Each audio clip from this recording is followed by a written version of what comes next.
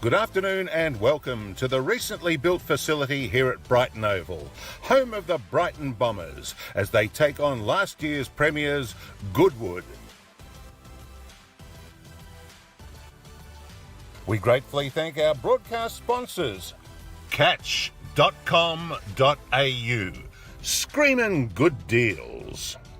Dartfish, Australia's most used coaching tool.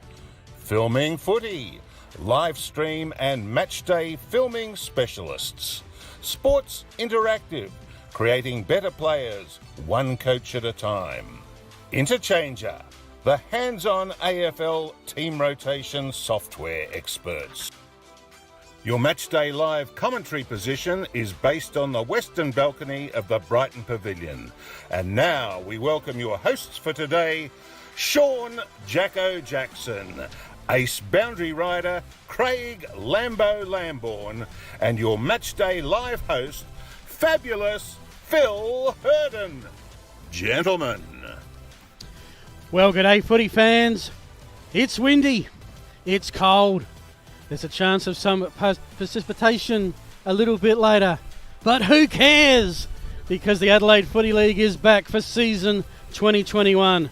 Thanks to Filming Footy, we're coming to you live from the newly renovated Brighton Oval, now fully complete from the balcony, to give you a big Division 1 match of the day between the Brighton Bombers and the defending champions, the Goodwood Saints. All thanks to Filming Footy, Sports Interactive and Catch.com.au. My name's Phil Hurd, and thanks so much for joining us this afternoon. Really looking forward to getting back into the swing of things. And who else would I want with as my sidekick and the main caller today? A man who's got 4 premierships to his name as a coach and 5-time state coach as well. Sean Jackson. Jacko is back. Welcome, mate. Thanks, fabulous. Was that sidekick or drop kick? Sidekick. We'll find out by 5. Oh, no worries. No, it's great to be back. You're right, though. It's breezy up here on the balcony, folks. For those that are at home, don't normally get this first game of the year. Sometimes we get 35 degrees round 1, but it is a bit fresh up here on the balcony. But gee, I don't know about you, fabulous, but I am looking forward to a rip-snorting year. Where footy's back in the traditional sense. We've got 18 games, home and away, just like normal, not like that COVID-interrupted season we forced to endure last year. And on that, well done to all the clubs for getting through last year and fronting up. And yeah, Division 1 promises to be a pretty good competition this year, Phil. No clear favourites at this stage, I wouldn't have thought. No, some big movements at Payneham. Yes. Defending premiers reloaded. New coaches around the comp. And of course, not only do we get a full footy season, we hope, fingers crossed, we get promotion and relegation. Yes. Which means every game is probably going to count for something. Joining us, our intrepid boundary rider for the year. We baptised him in Harndorf, and he did a fantastic job. He's back for more. Craig Lambert. Welcome, Lambo. Hey, fabulous. Great to be on board with yourself and Jacko, and I'm so excited, mate.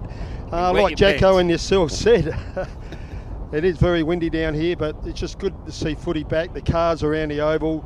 You got people, the sirens just gone into reserves, and the atmosphere is fantastic. So I'm just pleased to be on board and be part of it. That final reserve score, a win to the Bombers, 10-8-68. Goodwood in the white attire today, clash jumpers, 6-8-44. I'm interested to see what they might not be 6-8-44. Going to have a kick after the siren.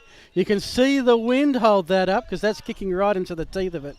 No score registered. So a 24-point win to the Bombers in the Bees.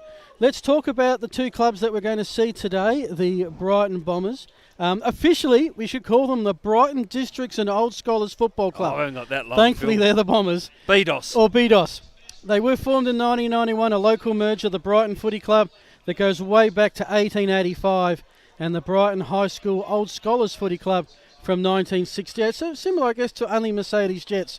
They've taken a community club, an Old Scholars, Foss Camden, I guess another one as well, and made a combined club. And tomorrow, huge day. After the huge day today, the new facilities here at Brighton Oval will be officially opened. In terms of where they've been at the last few seasons, well, they've spent some time up and down between the Adelaide Footy League and the Southern League. They came in here in 2017, won the Div 3 Premiership pretty easily, runners-up in 2018, survived their rise to Div 1 in 2019, And then last year, it was a short season, but in 2 halves. They started 5-0, they finished 1-4, just made the finals and dipped out in the elimination. And Jacko, it was that game here against Goodwood that the whole season turned. Goodwood got the upset win, and Brighton never recovered. Yeah, well, they didn't. You're right. It was a weird season in many respects last year, and Brighton's form certainly reflected that. They would have been disappointed after such a fabulous start. And conversely, we can't forget Goodwood Saints. They lost the first 3 games. I think we all called that was it. They can't play finals from here. And not only did they not lose another game, they won the premiership. So I'm not making any bold calls today in an 18-round season, Phil. That is for sure. That's right. So we look at the teams. And for mine, it is a fairly new-look Brighton side. Plenty of changes from the last time we saw them in the elimination final. Yeah, there is. 3 debutants coming through their under-18 system. And I'll talk of Jarman Siegel, Tyron Book and Damon Hefford, I think, is the third one. So, I think there are only 10 players left in this side that played in the... Elimination. Did you already say that? Where'd you get that stat from? Look, it's completely different look. I guess the main outs from last year are the best and fairest. I think he's won 3 of the last 4 best and fairest, and that's... Boyle. Yeah, no, not Boyle. Karga. Oh, yes, sorry, yes. So Karga and Boyle obviously playing with Adelaide Crows, but don't also discount Sam Venning. I think he was a really important player for him, and he's gone up in the Hills or the River Murray to play. So 3 significant outs. It'll be interesting to see how they cover the 2 midfielders in particular. When we talk about Goodwood Saints, they've had their outs, but they've recruited quite well to compensate. So, Brighton got the job in front of them, I think. Speaking of the Goodwood Saints, there they are, resplendent in white in the Clash attire today. Ugly, isn't it? Well, you never expect great things from your alternate top. All I ask as a commentator is that they clash. Yep. And you cannot argue with that no, today. That's a good suggestion, Phil, or good observation. And I like the fact that the numbers on the back, striking black on white, suits me just fine. Let's have a look at how the Goodie Saints came in, a little bit of their history. They're also a merger. Why we call them the Goodwood Saints is that they're a 1985 merger between the Goodwood Tigers and St. Raphael's. Since that time, they've won 9 division flags. That's 3rd all time. Only Adelaide Uni and Port District, 2 original clubs, have won more. 5 in a row in the early 2000s. The longest current run in Division 1, 31 straight seasons. And yes, they did finish last year on a 9-game winning streak. Topped it off with a premiership. Not done there. They won the Good Sports Club of the Year in 2020. It's a club that on the field and off the field is about as professional as you see in this competition. Yeah, no question. They set the benchmark for the rest of the clubs in the Adelaide Football League with the way they are run and conduct themselves. Just have a look at what they've done over the last few seasons. You can see a pretty good success. That 2014 season, 20-1, was quite remarkable.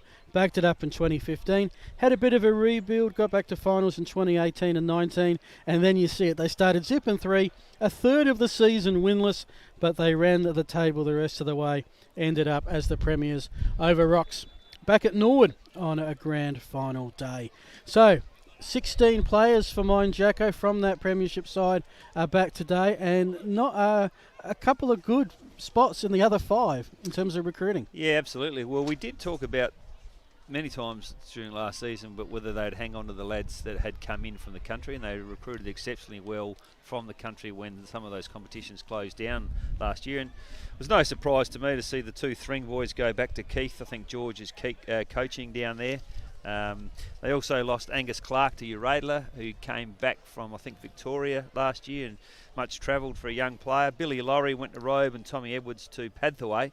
But as you said, Phil, I think what they've done, and it's a good litmus test or a good indicator for the rest of the clubs. They really have aligned themselves now with West Adelaide, much like Payneham Norwood Union have done with Nord. You go through their recruits, and Andre Perella comes from West Adelaide, Anthony Scarra back after being at Unley for the last 2 years. Daniel Care's come across from Unley and 200-game senior player at West Adelaide. Nick Homburg from Blackwood, Ben McCready from Blackwood, and I think also spent some time at Westie. So they are certainly benefiting from the Ducks involvement out of West Adelaide for a long time. Absolutely. That Goodwood Unley match, whenever it comes up, is going to be a pretty fascinating one on a personal level. We do have our intrepid boundary rider, Scott Lambert, just having a chat at the moment to Craig Lambert. Craig Lambert. I'll dollar in the fine jar. I'm first up. To Brett Backwell, the Mouse, taking over the role. Of course, Brett comes in as a premiership coach with Princes and almost got the double a couple of years ago. Yeah, well, it's interesting, isn't it? Today we have the Mighty Mouse up against Donald Duck. Now, who wins that battle? Donald Duck versus Mighty Mouse. John, there's a Disney Plus sponsorship there to be had, mate. Should have had a little graphic for that. We'll do that next time we play him. The Duck up against the Mouse. Today, I think clearly the Duck is going to consume the Mighty Mouse. And I think Lambo will be talking to Mouse at the moment about his lack of fingers. He likes to call Brett Backwell fingers because he's missing a digit. But he'd be a little bit nervous, no doubt about that. I spoke to him yesterday and he talked about the fact that he was looking to bring some kids through this year and it wasn't going to recruit as much. But we're going to swing over to Lambo at the moment and just find out what have you got for us, Lamb? Boys on the oval at the moment, and the wind has gone to another level. And I'm saying heading north, it's about 5 to 6 goal breeze. And the ground is in great condition though, at ground level. And wind is getting stronger and stronger. All the best. Thanks for that, Lambo, down the bench of the Elders Weather app. Cold, windy. Not sure about the rain side. Hopefully that will stay away because it may require some pretty quick adjustments up here on the balcony if that does arrive. So, Jacko, we've got the Bombers, the Saints. Any keys to the game or where you think it's going to be won and lost that you've had to think about? Yeah, I think the experience of Goodwood will just be the difference between the two sides, to be honest with you, Phil. I mean, they won the premiership last year. As you mentioned, they've retained 16 of that. And in any year, to retain 16 out of your 21 the next year is a good achievement. So that in alone stands them in good stead. The 5 they brought in are good players as well. It's not like they've had to go into the well. So, I think all over the park, their body strength, their size will be a factor. A couple of significant things. I think Will Rivers, Buckets, I've identified him as one of our players to watch today for Brighton. Now, he didn't play a lot, if at all, last year. In the last couple of years, he's been in that boat. And also the other one is the man who likes to call himself the Maestro. I've nicknamed him the Conductor. Tommy Barry was second or third in the medal only a few years ago, and last year just sat and played in the Bs and played in the B-grade premiership. But when up and about, there's nothing better than watching Tommy Barry doing his stuff. So looking forward to seeing both of those boys back playing today. And for Goodwood, well, Nick Favredo came into the competition last year and made a real strong stance. And sorry, Lambo. Let's go down to Lambo for the coin toss. Okay, boys, they've just tossed, and Goodies have won the toss, going with the breeze. I expect them to start off well, and I'm predicting Goodwood by 72 points today, so it'll be a blowout. All the best up there, boys. Okay, thank you. And I crossed teams there a little bit before, so I got confused. Tommy Barry, obviously at Goodwood, and Will Rivers is at Brighton. So the other two players that haven't played a lot of A-grade footy in the last couple of years, and I'm looking forward to seeing the play today.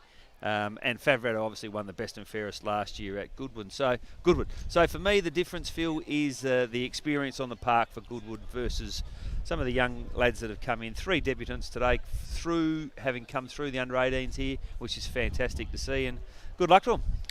Alrighty, the umpires today, Jason Mounsey and Dennis Sester. Boundary, Wayne Scarman and Sam Scarman. Hope they shared it. 2 brothers. Yeah, that's what I save on petrol. And Kim Marshall and Nicholas Rogers will be waving the flags behind the goals. And I'm especially interested. It was a very busy day down here at Brighton. There's a rugby game, there's lacrosse games, car parking at a premium. I've had to park behind the goals down the southern end. Well, it would have been good for you, Phil, the exercise. No, not the walk. That's not my problem. it's this car with the shots on goal. Oh, you worry your car's going to get hit. Yeah, we're going to be keeping an eye on that down that end. Other games that are on today, St Peter's hosting Adelaide Uni, Port Districts and PAC, Payneham Norwood Union, Tea Tree Gully, Rocks and Unley Mercedes. That's just 5 of about 128 matches across the Adelaide Footy League. And filming footy, well, they're covering, I believe, 200 150 football games Wow. today across the country. Big So Johnny, he's sitting back just reaping the cash in at the he's moment. probably getting all the calls. This doesn't work. Where's the on button? All that sort of stuff. Alejandro's taken a pay cut this year, has he? Because he's not given us as much as last year. So quick margin, Goodwood by... Goodwood by 60 for me. Okay, I'm going to go Goodwood by 8 goals. We are set to rock and roll. Thank you so much for joining us. The Brighton Bombers, the Goodwood Saints, Division 1 footy in the Adelaide Footy League. And to get us underway, your caller is Sean Jackson. Oh, jeez, you put me straight into the hammer. Well, in the ruck for Goodwood Saints, we have big Tommy Carter, and he's up against, is it Will Rivers playing in the ruck? No, it's one of the young fellas for Brighton, number 43, Tyron Book, playing his first game up against the season campaigner. Body's been thrown in willingly right from word go, and no one able to clear that ball out, so we'll have a restart. Young Book, like the look of him, got a bit of spring, but he's up against a bit of a size here. Carter it is that hits it on the check. Only as far as Brighton's Jordan Wheater in for his first game from Portland. He's unable to break the ball out into any space, and once again, which is not uncommon, game one, first couple of minutes, we have a little bit of congestion. The umpire throws the ball up. Same blokes competing in the air. This time, Book it is who gets his hand on it. Unfortunately, same result. So the umpires let the play go, and Brighton are able to take it away. Nice piece of shepherding done there. They're going to look to kick the ball. Goodwood Saints yet to get an effective possession, and this one rolls over. And they trialled in the pre-season the last touch out. We'll talk about that later on. All yours, Phil. It's a rule in the SANFL that took a little bit of adjusting to, but overall didn't mind, although as a commentator you don't mind the odd bands we throw, and just to take a breath and change over. As again, I'm just checking, are we on the right oval? Because so far it's been nothing but a rugby scrum. Yep. I'm pretty sure those boys are out the back. I hope they've rehearsed their structures, because that is 6 restarts in the first 3 minutes of play. In a row. You'd hope by this stage everybody's manned up, wouldn't you? Yep. Brighton slowly, I think they're going to finally get a clearance here. Oh, there's the hand pass again wrapped up. It really is just a game of meterage. Just at the second, that was Justin Evans who had the ball for Brighton, coming back from South Adelaide. So, Book, I'm going to give him the tap down. Hand pass. It's an inside 50 for the Bombers. We have yet to Whitelock, see I think. a kick in anger. Skipper. And it's going to be a free. Will go the way of Goodwood. Yep, left footer, Louis Whitelock. Whitelock has it, or had it. Umpires saying, no, give me Taken the off, ball. is he? Louis won't give him the ball. Oh, why give a free kick when you can have another stoppage inside 50, Jack? Well, the players will be getting used to getting stoppages. Favretto it is, I think, that's got the ball. Yes, it is. And once again, he wasn't able to clear it. It was Benny Holzbauer, actually. They do look a little bit alike, those two. Benny Holzbauer playing off the halfback, and Favretto on the ball. I need them standing next to each other, see if they've got different boots today. Yeah, Book it is that gets his hand, first hand on the ball. Looks likely for a young kid, doesn't he? Well, the way they're going, Brighton are going to score a try in about 4 minutes. Well, we are close to the rugby ground, so it would be appropriate, I guess. Ball thrown up for the 500th time. Guess what? It's tunnel balled out the back. The umpires let that go. It's landed in the hands of... Oh, yes. Was that Tate, was it? No, Wheater. Jordan Wheater in his first game, recruited across from Portland. I think he is a FIFO worker, so they won't get him every week, but important that he's here week 1 and scores the first goal. He's not a firefighter. He's not a firefighter. Because you realise we've been on air for 7 minutes and you haven't mentioned a firefighter yet. And who would have picked Brighton to score the first goal into this, what we said was probably a 6-goal breeze. They are going to be worth absolute gold. In fact, it's probably the first couple of minutes right up Brighton's alley. We don't have a working time clock on the scoreboard. We do have one on ours. 3.5 minutes gone, and it hasn't gone forward for Goodwood. It has now with a strong ruck tap, but they repel pretty quickly. Signal with the kick. How will it bounce? It's with Jack Carter. Holzbauer is there. Threw that out. Yeah, he's got a bit of space on the outer side if they can work it. But in the end, spills out of bounds. I'm going to say something outlandish here, because I like these. It's 18 minutes and Jacko's outlandish number I don't 1. reckon the Goodwood Saints have kicked the ball yet. No, they haven't. I don't need to get the Dartfish stats. They have not. Oh, they're certainly making it easy for our blokes doing the stats, aren't they? Book it is, who hits it forward. Unusual. I thought they were setting up check side, but he's hit it forward. Ball still on the ground. Players diving in willingly, and that's been cleared now by Goodwood Saints. Long down the line to centre half forward. Burgess comes out, makes a strong contest in the air, and sees the ball out of bounds. This is Tommy Barry territory, the difference, the conductor, the maestro. Expect to see him involved in this play. Tommy Barry. So where's jumper 51? Half forward flank in around this stoppage. He's there just at the back. And that was Nick Holmberg waiting to pick up. He's back from White's Blackwood. done him no favours though, Phil. I was just thinking, looking at this breeze, it's obviously blowing from the right of screen to the left. I have a feeling it's also blowing a little bit across as well. It's probably a southwesterly here today. Don't try and confuse Lambo. Ball thrown in over the back. The difference nearly got his hands on it. Number 4 it was actually. Jacob Hughes. Expect a big season from Jacob Hughes last year. Was going to play with the Crows, pulled out at the last minute after COVID set in. Nice mark on the full-back line by Brighton there. Justin Evans. Justin, yeah, looking for a switch or looking for a short 45 inside. Nothing there, so decides he's going to have to go long down the line. Searching for Otis Carthy. No one able to take the mark there, but good defensive play from Brighton. They look good early. We'll have to revisit our tips at quarter time on the back of the first 5 minutes. Yeah, in case you've just joined us, Lambo said probably about, I think he said about a 6 to 8 goal breeze that had gone up since he went on Barrenjoey's side earlier today. As Carter, the tap from the back, got the clearance out. I think that was Whitelock with the clearance. Inside forward 50.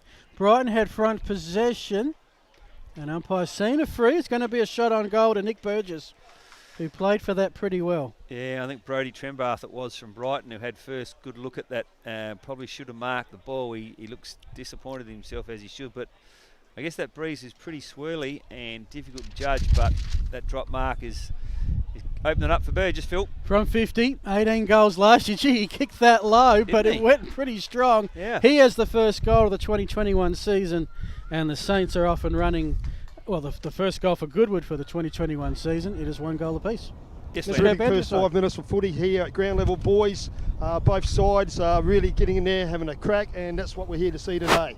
Very tight at the moment. We're excited there. Craig actually walked onto the field because someone let him know that he's a boundary rider, which means ride the outside of the boundary, Well, not the inside. From the balcony, we just need to be able to see him sometimes, so he'll have to do that very carefully. Ben McCready on ball now for Goodwood Saints, the new recruit, number 24 in the sweeper position, although Carter looks like he might be trying to go to him, along with Mason Ellis. Good experienced player. Here we go again. Young Book jumped early, but Carter it was who got his hand on it. Only as far as Mason Ellis. Oh, young Tyron Book nearly took a beautiful ball out of the middle. It's on the ground. Ball's bobbing this way, that way. No one able to get clear possession. And the umpire said, no, that's too high, son. We're going to give you a free kick for your endeavour. And Fraser Goods it is. Gives it to Louis Whitelock. And why wouldn't you? One of the best kicks in the Adelaide Footy League. That one makes an exception. Jared Miller, the new recruit last year, half forward, also a really good kick. Kicks it into the man on the mark. Come on, boys. Don't make us commentators look silly. We can do that by ourselves. We don't need any help whatsoever. Alrighty, so we have gone 7 minutes. Both sides have got the settling goal. But Goodwood would want to have a fair margin at the quarter time break to make use of this breeze. Bright, well, I'll just try and keep it tight as much as possible. He's going well, the young lad in the ruck, isn't he? Like, there's nothing of him, but he's got there's a fair bit of athletic ability. I'm just not sure if he's quite sure how to use it all yet. Yeah, look, he's a good size. Once he fills out, he's an 18. I'm assuming he's an 18, 19-year-old, first year out. He played 12 games, kicked 2 goals in the under-18s last year. Right, so I was right again. 18 or 19. Yeah. That would put him in that bracket. Let's have a look at him go this time again. Up against Carter. Deep inside the Goods forward line. Carter that time with the experience. Hits it forward. Goodwood not able to take the ball clean. And bobs out this way, that way. Still no one able to get clean hands on. Brighton it is who do it best. Long out of defence. Like it. Goodwood Saints. Fraser Goods unable to take it. Has a second bite at it now, but stolen by him from Brighton. Still got hold of it, Brighton. Probably should have gone quicker there. Brighton's number 24. Tackle by Tommy Lynch from Goodwood Saints was too high. The Brighton boys don't like that, but Beau McRae, the young fella, does it beautifully inside to Miller. Miller shuts it down, says, no, that's enough. Stop the clock, game's over. We're in front. We'll take the point. That's a better kick from him this time. Looking to full forward. Could have been a free kick there to Dustin Gordon, a bit unlucky. Doesn't matter because Harry Maxwell ends up with the ball. We're at full forward now for Brighton. If they can keep it alive, they do. And that is a fantastic kick from Bowie McRae on the left foot. He started the... I know he catches your eye because of the bright blonde hair, but he looks lively already, doesn't he, Phil? Got in a couple of key patches of play. It was part of the setup work. I think he got the free kick that got it all going, and he was there front and square. Managed to see some free space amongst all of that white in defence. Look, I really liked the way they worked the ball on the boundary here, Brighton, and then pushed it into the top of the square there. It was textbook football, well drilled that looked. And I'll tell you what, they are surprising us at this early stage, and I want to keep harping on it. We are, I'm not sure how far in, probably 10 minutes in, and young Tyrone Book is really impressing me. 10 minutes 13. Jeez, Shawnee, stop getting it right all the time. Here we go. Brighton out of the middle. Again, Harrison Boyle goes long, full forward, this way, that away. Misses the handball, crucial handball, but follows up his work, young Boyle. Like it, out the back, nice football. Kicked long around the corner, unfortunately, all Goodwood Saints and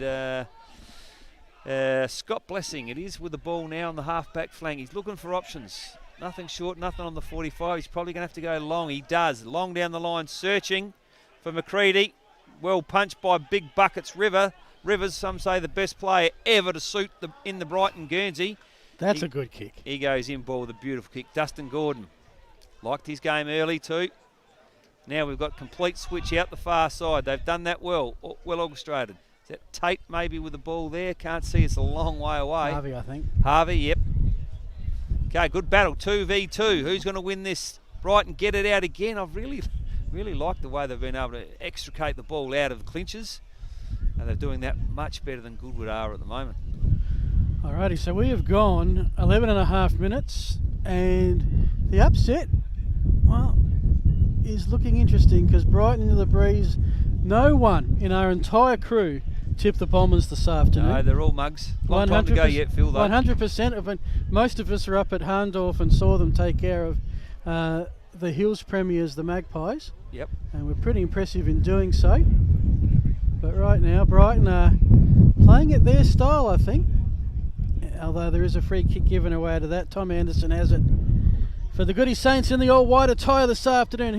Let's see what he can do with the breeze here.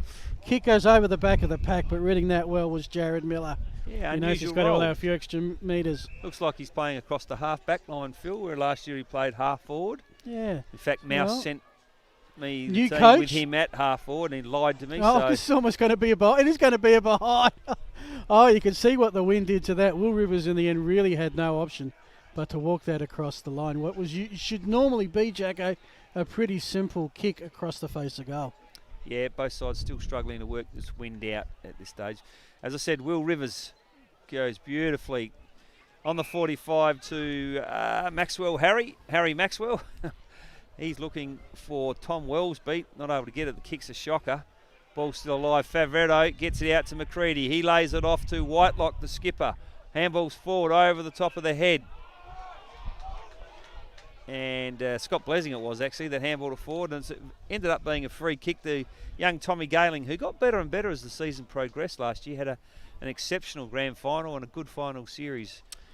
So looking forward to see his development as the young kid Tyrone Book comes off for a spell for Brighton. Kicked the one goal last year. We're going to get a really good indication of how the breeze works right here. Right. Dad played a bit of footy at North Adelaide. Wayne Galing, terrific fella. That's good off the boot, Phil.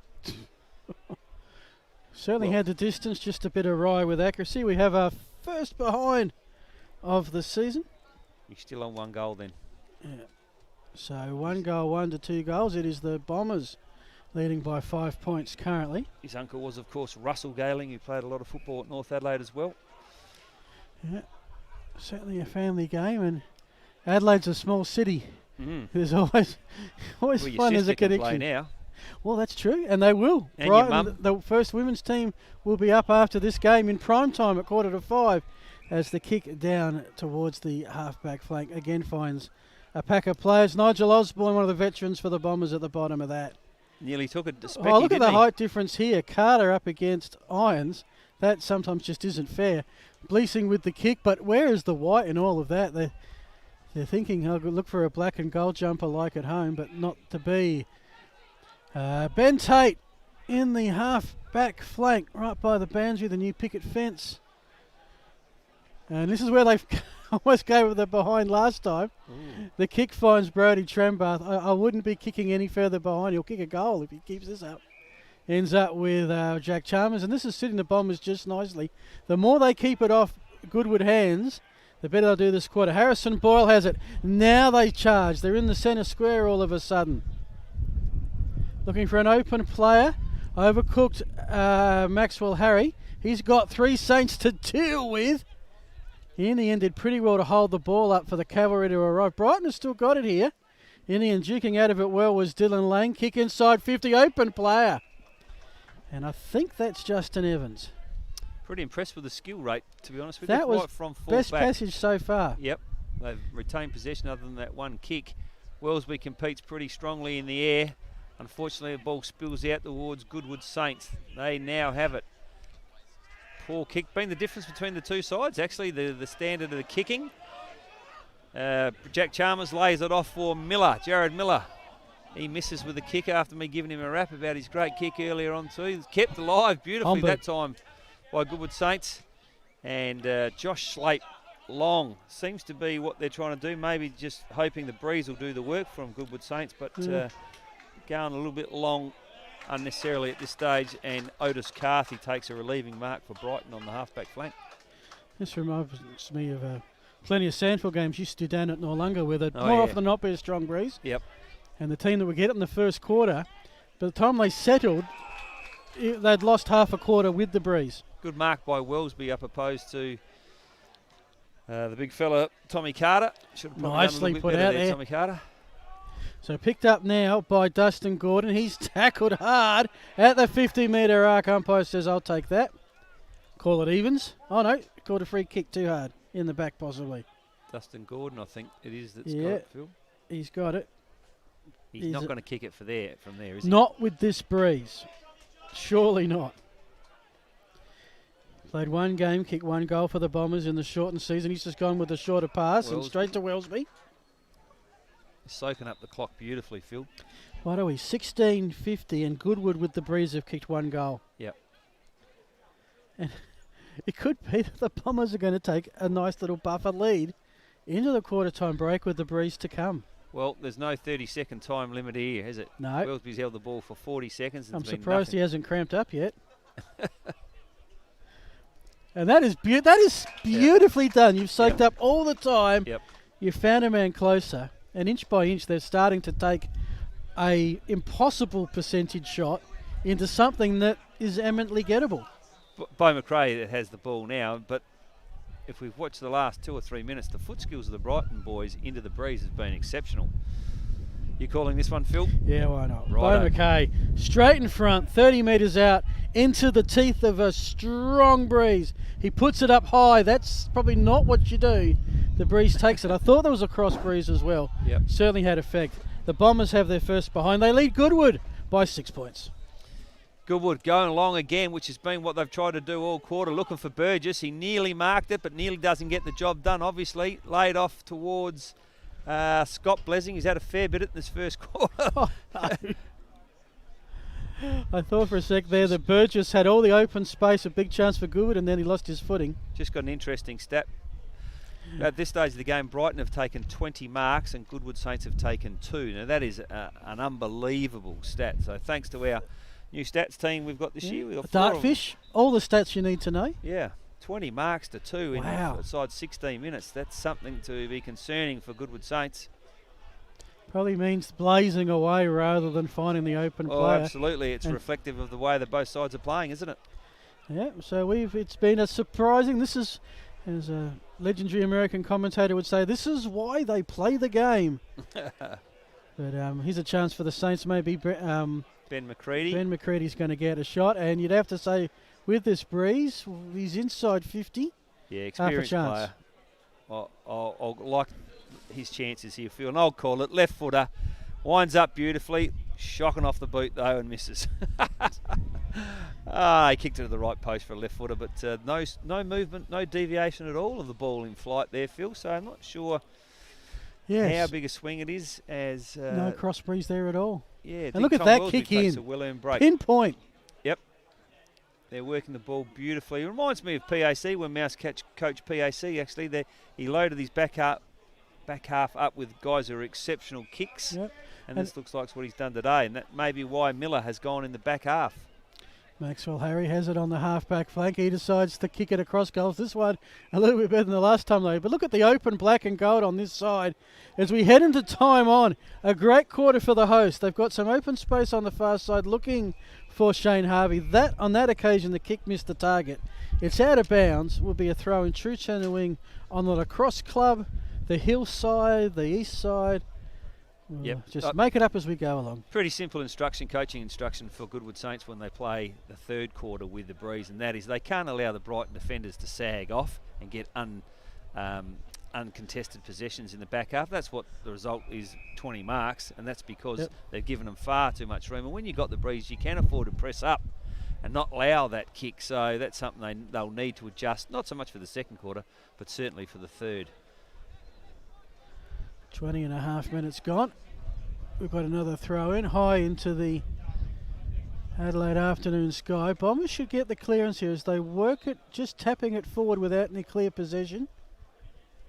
And this should spill out of bounds, which it does now. Another 30 seconds chewed up, another 20 metres gained. Yeah, doing it exceptionally well. Tyron Book back in the ruck now, and I'm just looking for Tommy Carter. Is he having a spell there, boys? I can't see him. Look for you. Looks like Burgess is going into the ruck. It is Burgess in the ruck, which is a real surprise. He's a strong player, that's for sure. Ball spills to the back. The difference, the maestro, the conductor, Barry, unable to take clean possession of the ball. Needs to train more often, obviously. It ends up with Brighton. Number 24, Beau McRae. He's kicked it nicely out in front of Dustin Gordon, but just a little bit in front. But I like the looks of Dustin Gordon as well. He's a powerfully built forward, isn't he? He looks like he could do some damage if he got physical with it. Anyway, ball's being thrown in just inside Brighton's forward 50. So the rucks go to it. It turns out the tap to McCready. Goodwood are trying to clear it out of defence to no avail. That's Barry. So I'm interested. Ollie Johnson, who played last year, was wearing, I think, 28. He's gone up to 47. Yeah. And one of the veterans, Tom Barry's wearing 51. Is there some new thing about I like wearing high numbers? Oh, I think Barry's wore 51 for quite a while. But I don't know why Ollie Johnson would have gone to 47 unless maybe he played a bit of footy at Westies, did young like Ollie. the number. His brother actually won the best and fairest, young Isaac Johnson at West Adelaide last year in the league side. Neil Curley medal. That kick beautifully smothered. Nice to see a good 1%er there. That sound of the smother reverberating around the Brighton Oval. Bit of aerial ping pong. Tate's picked it up for Brighton. They're working it around this boundary, using every inch of the Brighton Oval. Damon Hefford kicks it across towards the goal. There was McRae and a lot of white. Jack Carter was first there. Got it to Burgess. He's been tackled. So this is Brighton. Even if they're not scoring, Goodwood aren't. But they've got a chance here. Kick around the body is going to miss. Oh, listen, that was a great example of persistence by football side. Absolutely, and that was Dylan Lang with the shot. Dead and buried. The ball went across to Jack Carter. He had plenty of time, and just the pressure, the harassment, the chase from the forwards at the Brighton was exceptional there. I'm really, really buoyed by the way they've come out to play this game. Okay, the ball has now moved onto the centre wing. Tom Wellsby, who started Wells, making his way back on the ground. Louis Whitelock heading off to have a bit of a spell. Umpire gets set.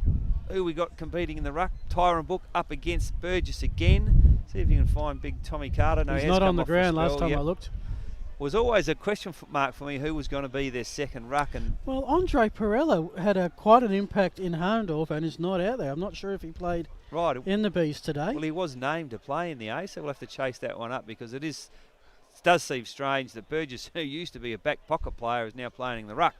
Anyway, Favretto, beautiful handball release there to Nick Homburg. He's unable to get the ball back and just need to get a little bit quicker with his feet skills there, Nick, but beautiful release from Favretto. Unfortunately, Goodwood not able to take advantage of it. And Look, they look rusty to me. I didn't see them play against Harndorf, but to me it looks like a side that started pre-season. But look at Tom Barry coming off the field. Looks like a pretty severe cut on his forehead. Blood on that new white Guernsey.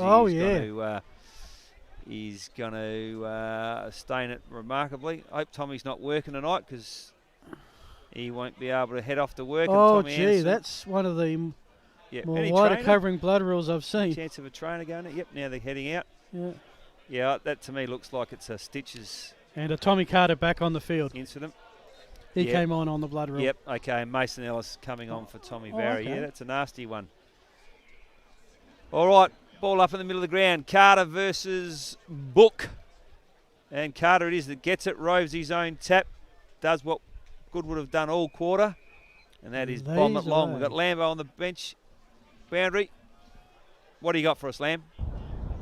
Boys, Tom Barry's just come off and very big head gash, and I'll say he needs a lot of stitches. Actually, he's in a bad way. Thanks, Craig. That's exactly what we saw. Pity he can't hear what we're saying up Well, here. He'll be able to get it. Well, he'll tell us how many stitches Right. he'll end up with by day's end. He's Beauty, very good boundary intrepid, rider. Lambo. We found out Tommy Carter against Harndorf left it. He played a bit of the Bees. They sort of mixed their teams together. Okay. And they interviewed him at half time of the A's because he had to go to a wedding. Oh, yes, I heard he had trouble with his Some little bit of English. colourful. Yep. Yeah. Anyway, back to the footy game. Quarter time is in. That is a long kick, bombing away, as you said, Jacko. 20 into the final quarter, needs a clunk. Not happening. Instead, Tigers bring it to ground, force another stoppage. That clock will just tick over. You know, this reminds me of round 3 last year when Goodwood did this in the first quarter. They just Port kept bombing. Districts. Yeah, they kept bombing the ball, and Port Districts kept marking. They Yeah. had a spare in the back half. And we wrote them Setting off. up. Yep. So don't write them off today because Oh, bang! no. As if on cue, I think it's Burgess, soccers the ball around the corner. Wasn't pretty by any stretch of the imagination, but certainly effective. Was Nick Burgess. He's kicked, that's his second, which is all of Brighton's score, is it? Yeah. Besides the two behinds. So suddenly, back to a 1 point margin, and honour's pretty even, but give him the Alejandro's breeze. got his hand up here, Phil. I don't know. Oh, we've got Lambo on the bench. Yes, Lambo. Boys, even though it's 1 point the difference, I'll tell you what, the Bombers are playing some great footy against this Breeze. Their run and carry and their chasing's been outstanding in the first quarter. You just keep off the oval, Craig. That's all you need to do. Leave the commentating to us. It's beautiful. I can say what I like about him, and he can't hear, folks. You know. How far do you and Lambo go back? Too far. Too far. All right, Carter versus the kid in Book. Reads him like a book, does Carter, and gets his hand on that. Follows his own work up again beautifully. That is his strength as a ruckman. He really competes well when the ball hits the ground. But guess what? We're going to have another ball up. Scores, as Lambo just rightly pointed out. Goodwood Saints in front for the first time this game by 1 point. Carter working extremely hard. Gets it to Blessing. Ball smothered beautifully. Book gets it. Gives it to Wheatra. Left foot kick. Almost finds Wellesby. Ball kept alive. Jack Carter from Goodwood Saints gets it. Lynch. Handball's out the far side. Hits Nick Homburg. They work it around the wing now. What are they going to do? I bet they go long. Long they go. Searching. No one there. McCready trying to run onto the ball, but beautifully let out by Chalmers from Brighton. Relieves the pressure again. And they've soaked it all up in the back half, Brighton, so far this quarter. It's back to Homburg. He's on the centre wing. They're going to go again with a long kick. Looking out there for Burgess, but on this occasion, over kicks him out of bounds in front of a little gazebo they've got out there by the fence. All Goodwood Saints boys trying to indicate to the umpire that they deserved the free kick there, or it was Must touched, be out of bounds maybe. on the full. Yep. So going to be Rivers. Big Let's see how buckets. much time he can take up here. Take a 1 point deficit, which is a moral win. By McRae. Yeah. They've moved it about 10 metres. This time we'll put it into the air. You can see the Breeze take it. They all have to run forward towards it. In the end, spills out of bounds. 29 minutes gone. First quarter of the 2021 season. Thanks to Filming Footy. We're at the Brighton Oval for the Bombers and the Saints. Okay. Boundary thrown, almost dead middle of the ground. Umpire throws it. It's good technique. Carter doesn't book again. Reads it exceptionally well. Follows up his work. Can anyone get clear possession here? Ball bouncing one way. Well, that signals the end of first quarter, folks. And I've got to tell you, we're all sitting up here quietly surprised by two things. One, and there's a dust up on the centre wing. We'll see if we can get that on camera for you. That takes precedence over the waffle that I was going to throw at you, or the vitriol. Tommy Carter comes in, he sorts it out. Yeah, they'll start running when they see Big Carter walk in. Scott Blessing involved in that. Got to say, good crowd here today at Brighton Oval. It was surrounded by a rugby game going on, a lacrosse game going on one side of us, a rugby game going on behind us. And the council making a lot of money off all the illegal parking. Yes, an official unveiling, I think, today of the clubhouse. Tomorrow. Is it? Tomorrow, is it? Okay. Well, Just want to mention the goal scorers. 2 to Nick Burgess for the Goodwood Saints. Singles to Jordan Wheatra, his first game for Brighton. Also Beau McRae. We will take a break. Be back with the second quarter. You're watching Filming Footy. Actually, before we go to the break, sorry, producer, live sport. Let's go, Bandry. No. Lambo's getting us now. Let's take a break. We'll be back with the second quarter. Catch, where everyday Aussies get extraordinary savings. Like Salma's Kayak, Ned's Telly, Brad's Pit, and Reese's Wooden Spoon. For everything they need, everyday Aussies check out Catch. At Carlton Football Club, we use Interchange Pro software to manage our rotations on game day with our men's team, women's team and VFL affiliate Northern Blues. The software is simple and user-friendly and gives us a great idea of how to manage our players' rotations during a match. Interchange Pro provides concise information about players' time on ground and time on the bench. We can also see how long players have been on the ground and configure accurate alerts for individual players to manage their rotations and game time. Using the software, we can keep track of how many minutes our players have played on the ground and spent on the bench for the whole entire season, creating a database. We find Interchange Pro a great solution to managing our players' rotations on game day, and it'll be a great tool at community level too. Check out Catch, where everyday Aussies get what they need for less. Like Mixed Joggers, Bill's Gate, Sarah Jessica's Parker, and Kim's Kardashian. For all the brands they love, everyday Aussies check out Catch.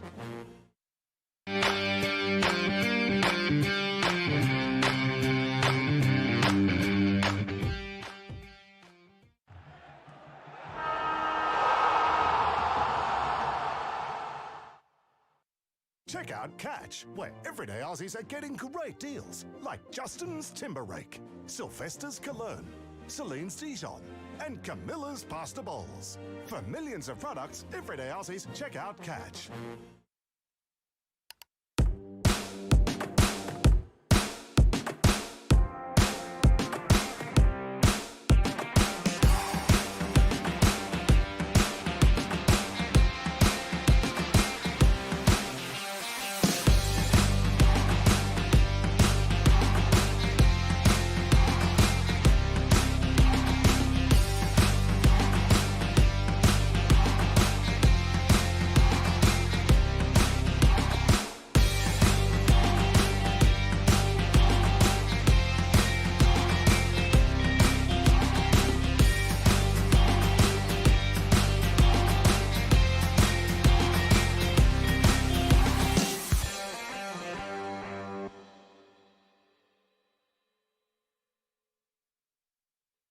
Check out Catch, where everyday Aussies get extraordinary savings. Like Salma's Kayak, Ned's Telly, Brad's Pit, and Reese's Wooden Spoon. For everything they need, everyday Aussies check out Catch. At Carlton Football Club, we use Interchange Pro software to manage our rotations on game day with our men's team, women's team and VFL affiliate Northern Blues. The software is simple and user-friendly and gives us a great idea of how to manage our players' rotations during a match. Interchange Pro provides concise information about players' time on ground and time on the bench. We can also see how long players have been on the ground and configure accurate alerts for individual players to manage their rotations and game time. Using the software, we can keep track of how many minutes our players have played on the ground and spent on the bench for the whole entire season, creating a database. We find Interchange Pro a great solution to managing our players' rotations on game day, and it'll be a great tool at community level too.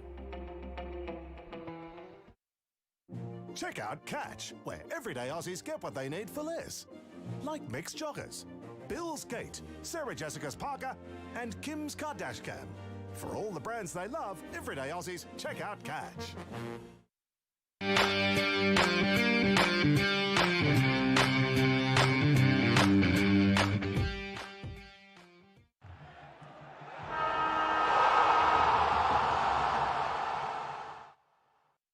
Check out Catch, where everyday Aussies are getting great deals. Like Justin's Timber. Boys, I went to the Bombers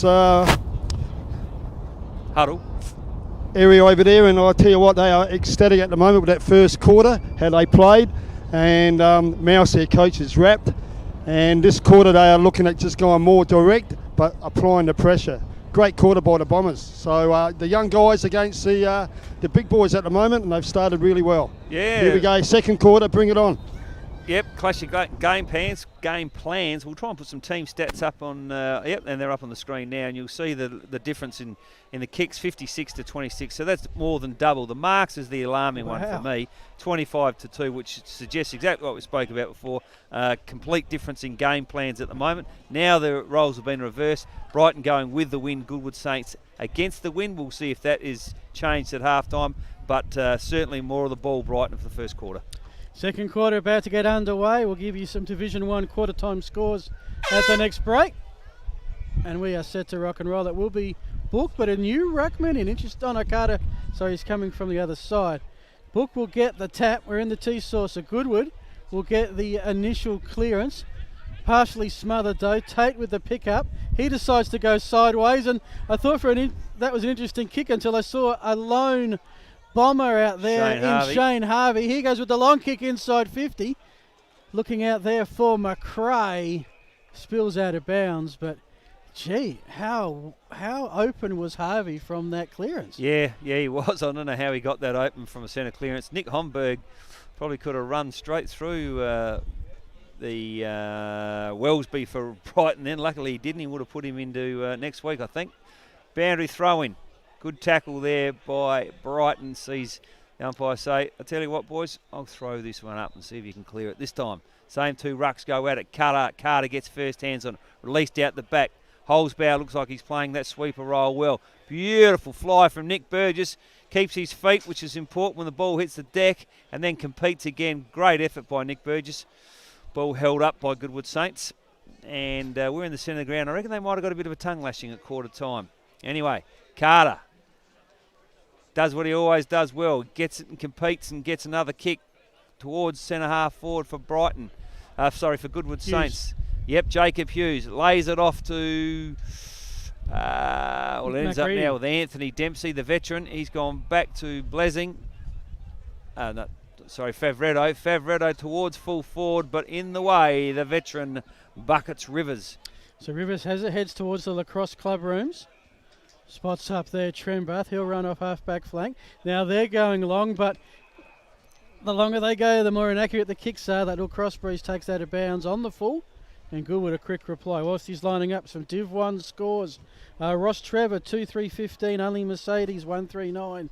Rocks ahead by 6 points. As that kick comes in. Trembath, good run at the ball. Good strong mark. He'll rebound for Brighton. Yep. Into the centre of the ground he goes.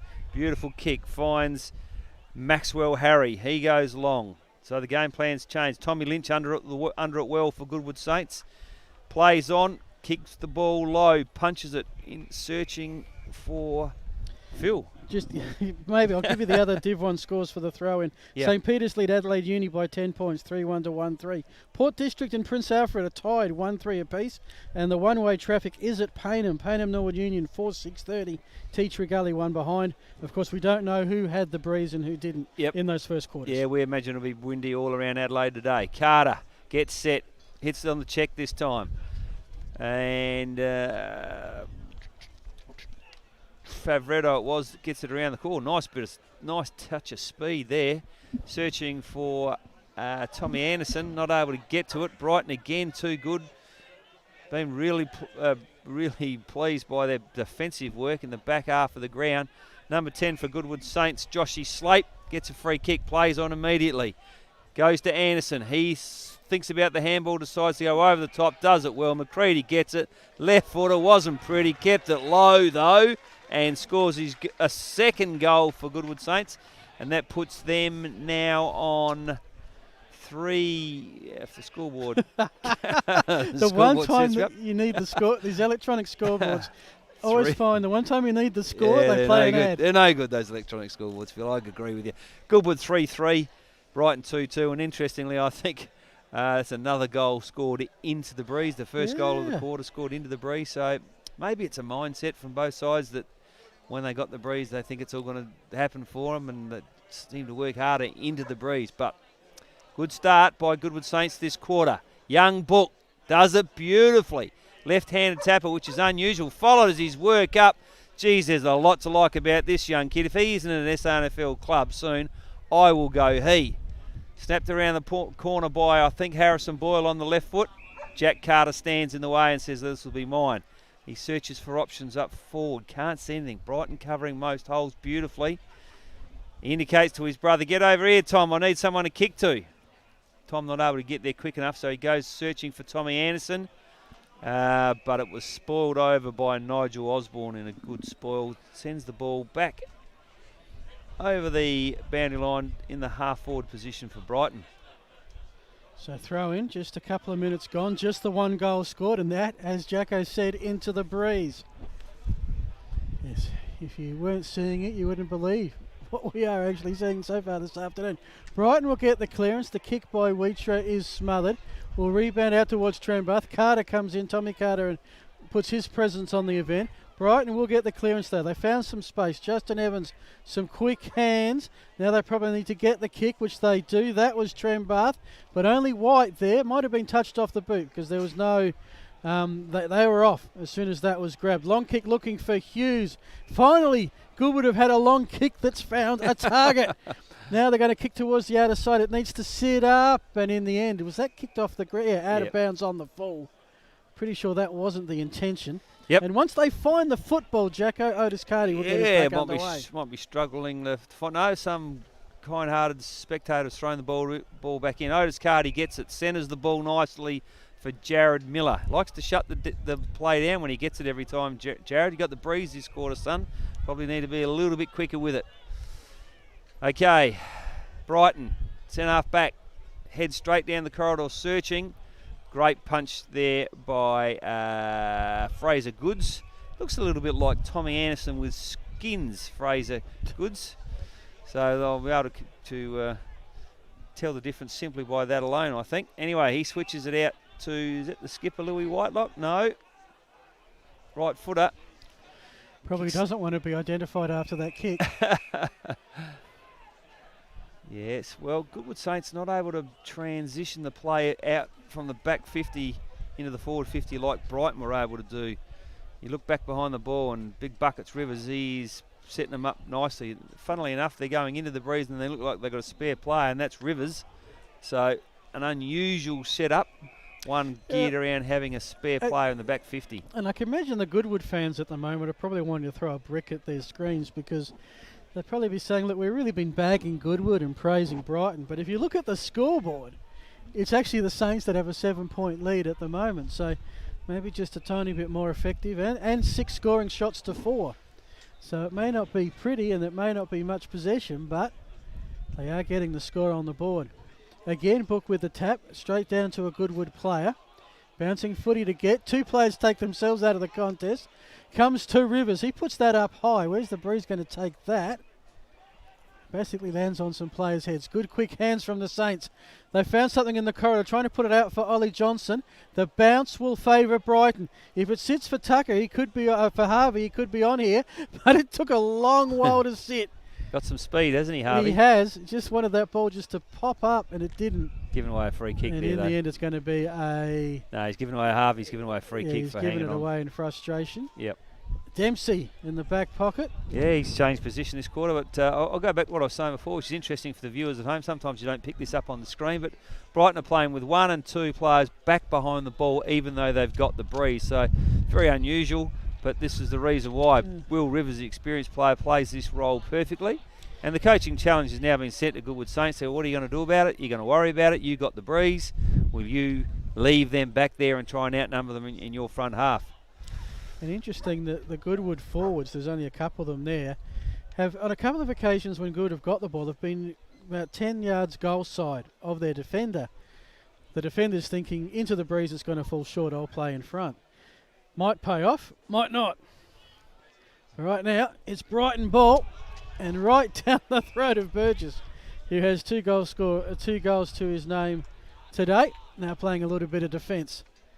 That's Tommy Anderson, actually, it is, that switches the play to another Goodwood Saints player.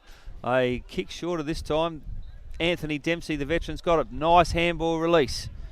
Ball tried to keep low, but Brighton once again with the spare numbers back behind the footy are able to intercept that quite easily. And the ball heads towards the boundary line, and nice tackle there by Tommy Lynch, sees the ball spill over. But once again, if we go back, look at the Brighton forward line, we can see a spare player down there.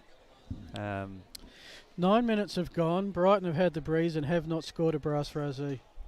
Yep, well, to me, they look too defensive. I'm going to harp on it, but there's two players back 40 metres back behind the ball without an opponent in Brighton, and they're going with the breeze. The breeze does your defence here. One is more than enough. But to have two players, I can't understand what that's about. But anyway, Goodwood Saints charge at the ball. Nice bit of work there. Kick towards the boundary line. Is he able to keep it in towards Ollie Johnson? He does. It just bounces inside. And we get set for another boundary throw. And this is probably number 743. We bring that new rule in next year, and it would have been a free kick. That's it. So the boundary umpire's arms. Hopefully they do swap over at half time, because if you're on the outer side, I reckon you're getting far more work than on the near side this afternoon, and you're throwing it into the breeze. Favretto dodges one, dodges two, gets the kick away, Homburg, towards the lacrosse club, and again it takes a left-hand turn upon bouncing. You know, just as you see in the rugby league or the rugby union, kicking for touch, they're doing it beautifully. So, Goodwood Saints spare player behind the ball. I'm just trying to get a read on him. It's Fraser Goods, I think. And as I said before, Will Rivers. So this is a clear case of who's going to be better at setting the play up from the back half. Holzbauer, it is there, charges through. Rivers, the spare player, gets it onto his boot quickly in the direction of Ben Tate. Makes a good contest. Now, Jack Carter comes charging the ball, but guess what, folks? We have got another boundary throwing. I reckon the boundary umpire's had more touches than any other player on the field. Yes. Let's go boundary side, Lambo. What's happening, mate? Just an update on Tom Barry from Goodwood. Will no longer take any part of the game. He's out for the rest of the game, boys. Okay, that's just an update. Got to be tougher than that, Tom. No, really, he's a firefighter, Tom Barry, and we... not sure I'll... same station as me. I'm not sure I'll put up with that crap. Can we just tick the box that Jacko has done his mandatory firefighter recognition for the week? Few stitches and he's off for the rest of the game. You've got to be tougher than that in this day and age, surely. Jeez, a fair bit of claret, well spread around. Ah, clean it up, put a stitch in and when you go, son. Better than that. Here we go, Brighton. Harrison Boyle, middle of the ground. Goes long. His brother was an exceptionally long kick. He's looking for Carter, who has gone forward, I think, Jack Carter, this quarter, has he? And you can see Tom Wellesby down there. Is that Jack Carter gone? Oh, so what am I talking about? Jack Carter plays for Goodwood, you clown. You're thinking of Dylan Langland. All right, ball in Goodwood's forward line for one of the first times for a while. Thrown in. Book gets it, hits it on the check. Harrison Boyle making good, strong contest there. Just off the ball was Harrison. Harrison Boyle, but McCready it was for Goodwood Saints, who's looked lively in the first quarter and a half. Umpire throws the ball up. Carter says, get out of the way, Book, but gives away a free kick. Now, I tell you what, if this kid can kick, because I love his competitiveness, his hands craft in the ruck work is good. If he can kick, then an SANFL club would be silly if they weren't all over this young kid. Let's have a look at his leg. Oh, not sure that looks all that promising. Comes in, looks nicely balanced. That's okay off the foot. 3 Goodwood Saints players though there. 33 and 14. Tommy Galing and Fraser Goods, the spare, just able to easily punch that ball out. You could say he was aiming to pass it off to the hot spot. He was going to the hot spot, Phil. Good. As all young lads love to do, as we get the ball in. This time Carter doesn't give away a free. Goodwood Saints now coming out of the back half. No one to kick to. And guess who? 7 this time. Jared Miller playing a good role across the half-back line. This is where they need the extra player though. Now he holds the ball up Otis Carthy goes long, searching for Wellesby. Searching for Beau McRae. Neither able to get there. And the big bookie comes out for a well-deserved spell. Shaking his head, not happy with that last kick on goal by the looks of it. The kid should be happy with the way he's going at the moment. Big Carter lays it down with his left hand. Looking for a player to get on the bottom of this pack. No one able to take the ball cleanly. Oh, umpire's found a free kick though. And he said it's going to go to Goodwood Saints. And Nick Homburg, who's had a bit of the ball too, Phil. In his first he'd be up quarter and a there half. on the possession count today for be. sure. One of their recruits New from recruits. Blackwood, Yeah, along with Ben McCready. So two pretty stole two off high-ranking Blackwood. recruits, and I'm pretty sure both have had some Sandful background. Certainly Homburg has. McCready rings a bell. Yep. As the kick out towards that scoreboard. Oh, look at the wind take that out. Out on the full. Brighton ball, 55 out. That scoreboard showing the Saints up by 7. Too far out to score, you would think. Kick needs a mark, and they're going to get one. How many marks did Brighton have at quarter time? 2? 2, and we are 15 minutes in, and this is their first genuine shot on goal with the breeze. So are we overrating the breeze? Yeah, maybe we're just overrated as a whole. Who knows? Tom Wellesby, 3 goals from his 9 games last season. Brighton need a steadier, because it has been Goodwood's quarter. I like the look of Wellesby. He looks like a player, doesn't he? He does. Let's see if he can deliver in the crunch moments. He has. Right down King William Street, and the Bombers have their first goal of the quarter. Wellesby his first for the season, and we've got a 1-point footy game. We have indeed, Lambo.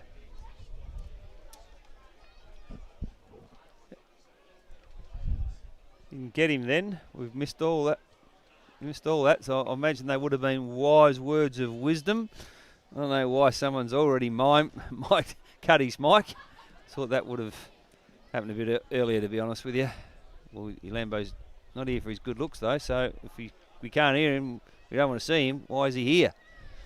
Back into the centre of the ground. Change in the ruck. Big Tom Carter gets it. Hits it forward. Brighton now got their hands on the ball. Dustin Gordon in the centre now, I think, got the footy in his hands and throws it back to the umpire as if to say, gee, I wasn't far away from getting that one out. Here we go again. Carter this time. Harrison Boyle has a crack at it. McCready has a crack. No one able to take the ball cleanly. Players going in left, right and centre.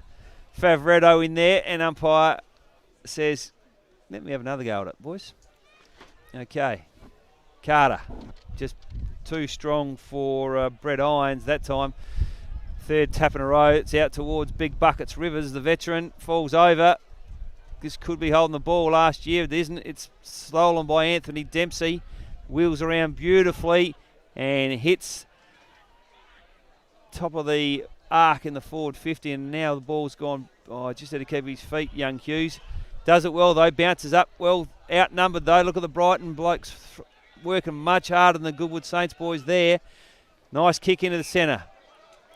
And they're off and running. The defence there was like a squadron. Black jumpers everywhere. Ooh. High flyers from both sides. Creates quite a packed collision. Ball spills to the Saints. They bring it down the balcony side. Nice to see some football close and personal. Jacob Hughes, nice strong grab. Sizes up his options. He heads inside 50, one-on-one contest. So here comes the Brighton defence. Look at those black jerseys around the ball. Brodie Trembath, a pretty easy mark in the end. He'll go back so the Bombers can go forward. Almost 18 minutes gone. Home team down by just the 1 point. 1 goal apiece scored. Kick right down the corridor. That's what they're going to try and do. A bit of run, a bit of dash. And they've done well, though. The kick, give a compliment. It was aimed for Osborne. He created the contest. Won't be an easy clearance here for the Saints. In fact, it's going to be a bumbling, fumbling ball. Brighton are going to pick it up here. Harrison Boyle. Beautifully done by Harrison Boyle. He kicks towards his forward line. No one can take the mark. Wellesby again. I think that is going down for it. Trying for the free, I reckon, on that occasion. Umpire says, not this time. I gave you one about 4 minutes ago. It'll be a ball up. Took a dive, Wellesby. Is that what you're saying, Phil? I'm not sure I saw Olympics a free are in only any of that. Olympics are only 100 days away. Yeah. You never know. Could be worth a late application. Ball is now with Brighton. Looking for Boyle. Can he get on the end of this handball? He can't. Good pressure from Goodwood Saints. Relieve the ball quickly, Tom Anderson. But look at this behind the ball. All Brighton. Number 23, Brodie Trembath, had a good user of the footy until that kick there, but Tom Gayling it was that got in the way beautifully. He transfers the play out to the far side, and I reckon that's that man, Nick Homburg, again, who's had plenty of the ball. Either that or he's got a doppelganger. And doppelganger. What is it, doppel or dopel? Doppelganger. Okay. Anyway. Tomato. He's gone long. Brighton got all the answers, although that handball has gone astray. Well covered.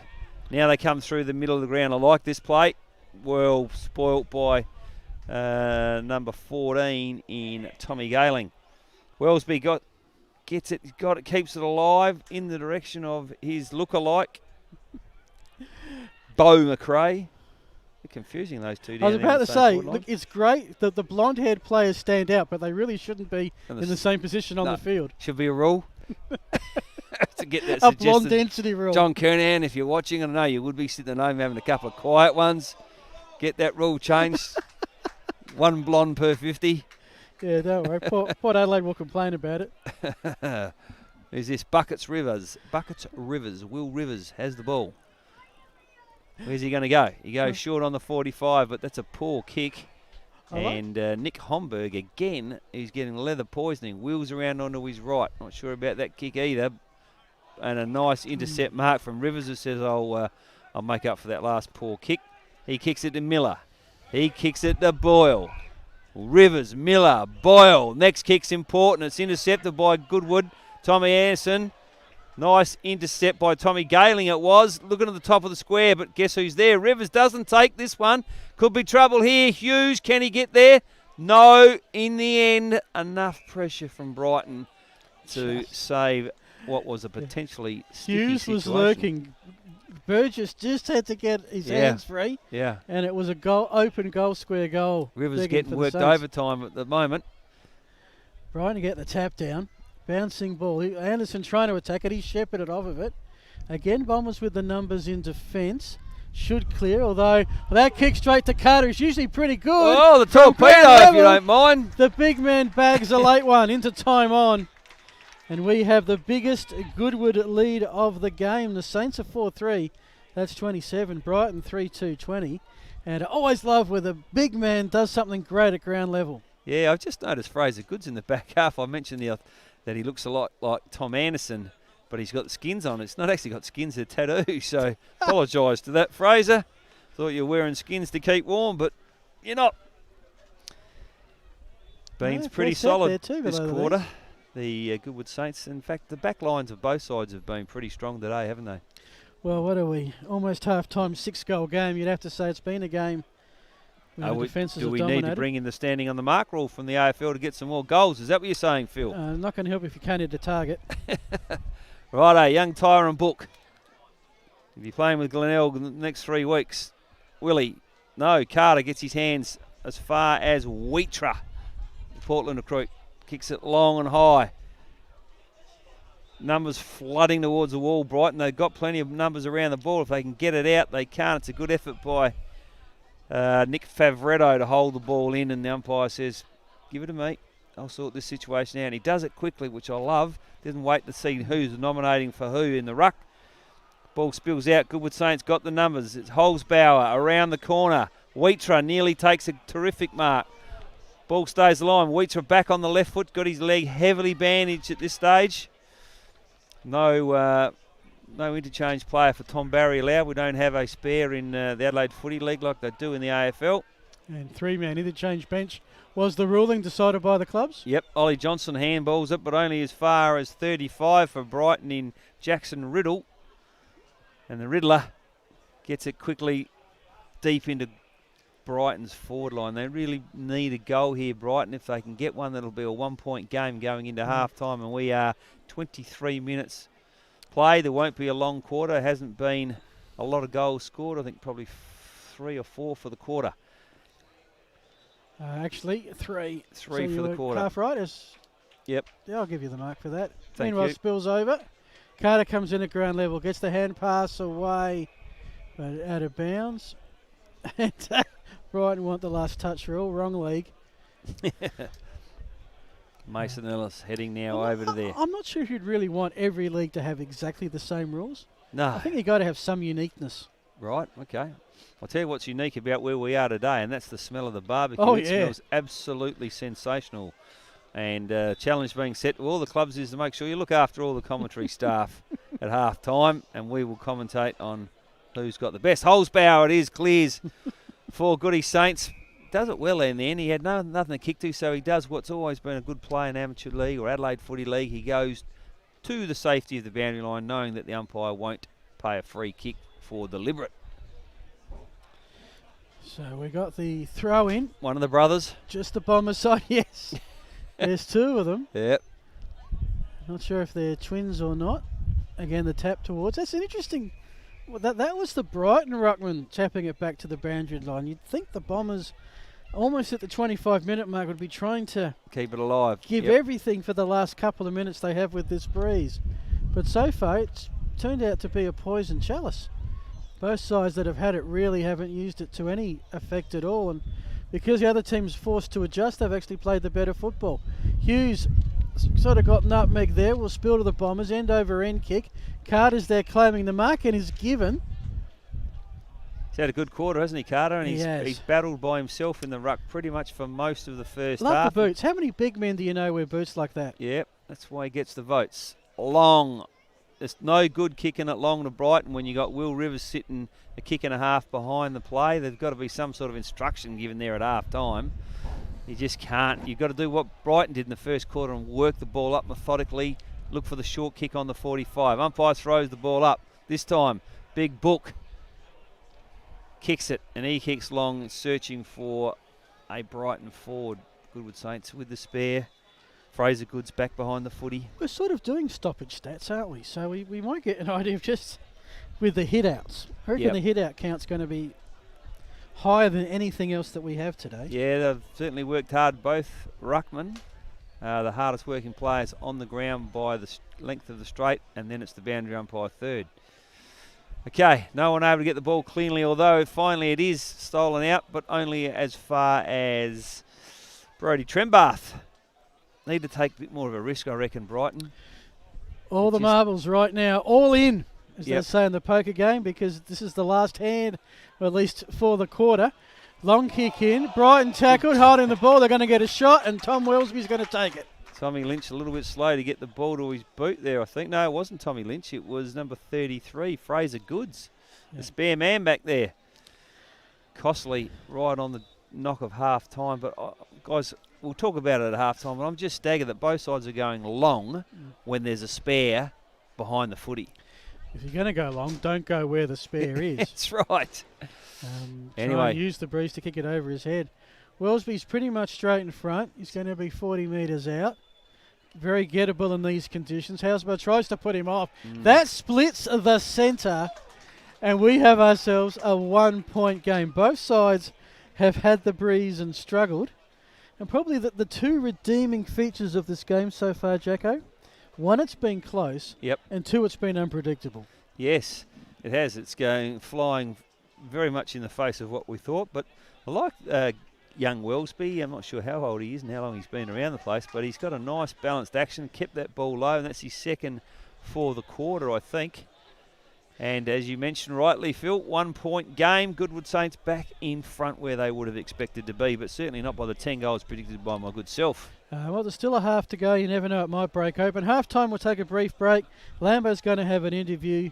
Dartfish are going to give us the stats, and I'm going to get scores around the Adelaide Footy League, all the A-grade games. Righto. Big Book. Can he do what he does? He hits over the top of Big Carter, follows his play up nicely. And is it Jack Carter going into the centre? No, surely not. No, it's not. It's the young, heavily tattooed player, Dylan Lang. Looks like a strong, tough competitor. Handball to Tommy Anderson. Works as far as the half-forward line for Goodwood Saints, but Jared Miller. Beautiful right foot, and that's why he's on the half-back line. Kicks it to Jack Chalmers, and that ends the first half. And Lambo's looking desperately to find some player to get in the headlock to have a word to. This will be interesting to see who he grabs, folks. While he's doing that, we'll give you the score again. 4-3, Goodwood Saints lead Brighton 4-2 by the solitary point. In that quarter, Brighton kicked 2 goals. He's going to big buckets, Rivers. And Goodwood kicked 2 goals. Yep. Righto, Lambo, we're with you. Half time here at Brighton Oval. We've got Will Rivers, who's the captain of the club. Buckets, 200 games today too, mate. Congratulations, mate. Yeah, thanks, mate. What do you think of that first half? Oh, yeah, really good. We put on some really good pressure through the mids, which gives the backs a chance to set up. And I think if we can keep that pressure up, we should be able to get on top of here.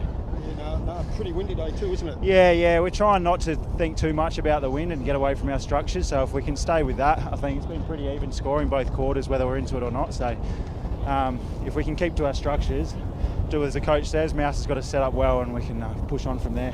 All the best, mate. And Thanks, mate. Again, congratulations on your 200. Cheers. Thanks, mate.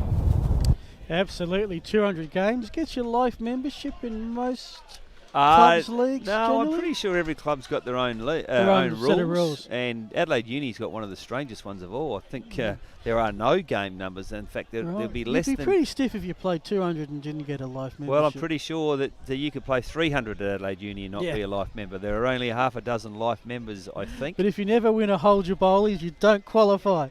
Yeah, and then some clubs, I think Broadview 150 gets your life membership. So, but as we mentioned, 200 games for Big Buckets Rivers, been a fantastic servant.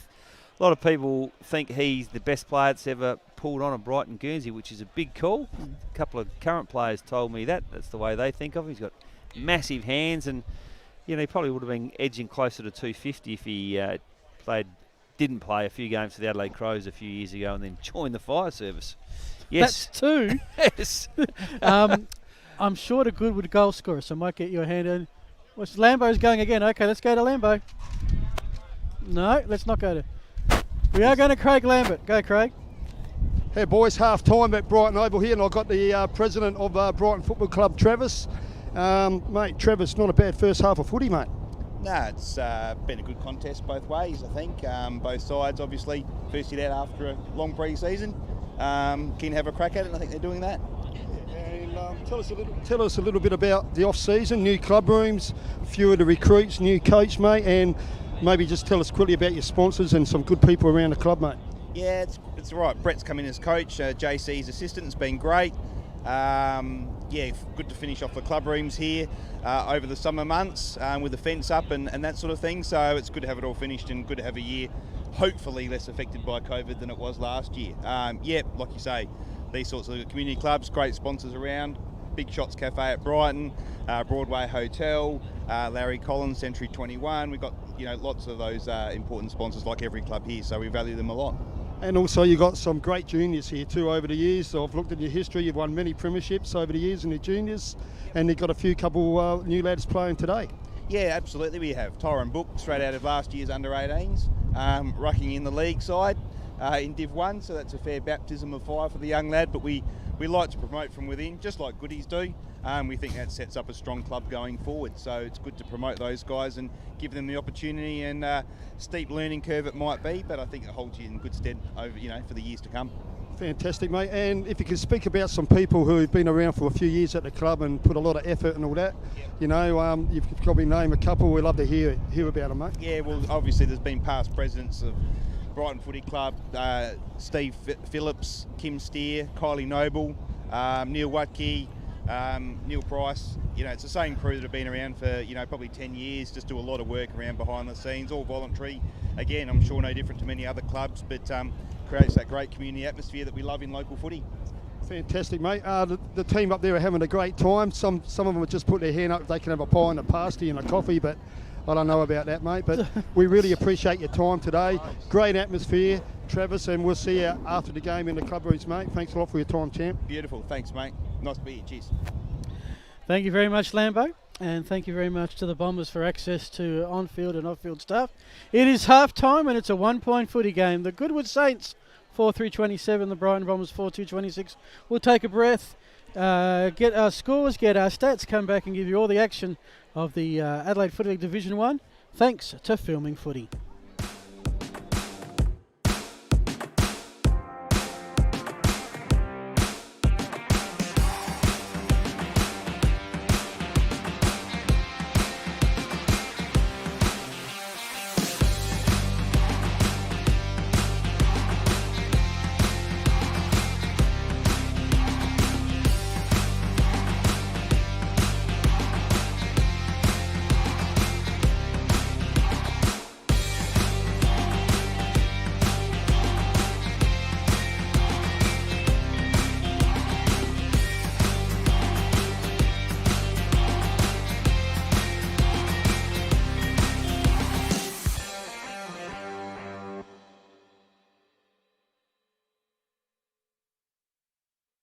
Check out Catch, where everyday Aussies get extraordinary savings.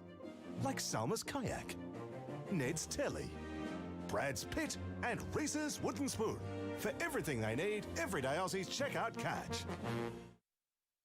At Carlton Football Club, we use Interchange Pro software to manage our rotations on game day with our men's team, women's team and VFL affiliate Northern Blues. The software is simple and user-friendly and gives us a great idea of how to manage our players' rotations during a match. Interchange Pro provides concise information about players' time on ground and time on the bench. We can also see how long players have been on the ground and configure accurate alerts for individual players to manage their rotations and game time. Using the software, we can keep track of how many minutes our players have played on the ground and spent on the bench for the whole entire season, creating a database. We find Interchange Pro a great solution to managing our players' rotations on game day, and it'll be a great tool at community level too.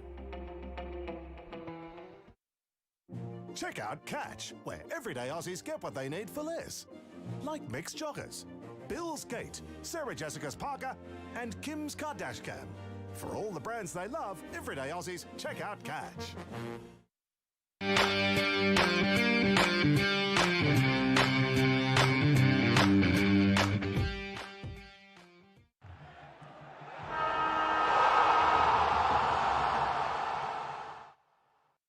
Check out Catch, where everyday Aussies are getting great deals, like Justin's Timber Rake, Sylvester's Cologne, Celine's Dijon, and Camilla's Pasta Bowls. For millions of products, everyday Aussies check out Catch.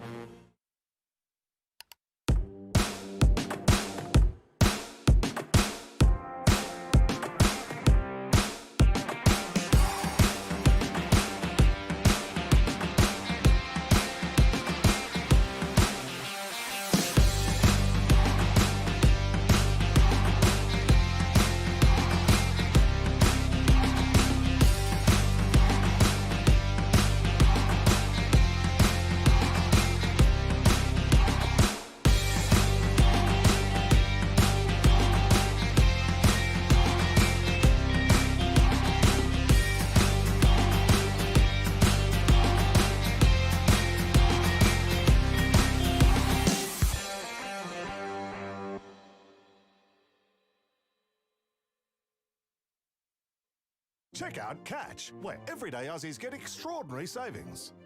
Like Salma's Kayak, Ned's Telly, Brad's Pit and Reese's Wooden Spoon. For everything they need, everyday Aussies check out Catch. At Carlton Football Club, we use Interchange Pro software to manage our rotations on game day with our men's team, women's team and VFL affiliate Northern Blues. The software is simple and user-friendly and gives us a great idea of how to manage our players' rotations during a match. Interchange Pro provides concise information about players' time on ground and time on the bench. We can also see how long players have been on the ground and configure accurate alerts for individual players to manage their rotations and game time. Using the software, we can keep track of how many minutes our players have played on the ground and spent on the bench for the whole entire season, creating a database. We find Interchange Pro a great solution to managing our players' rotations on game day, and it'll be a great tool at community level too.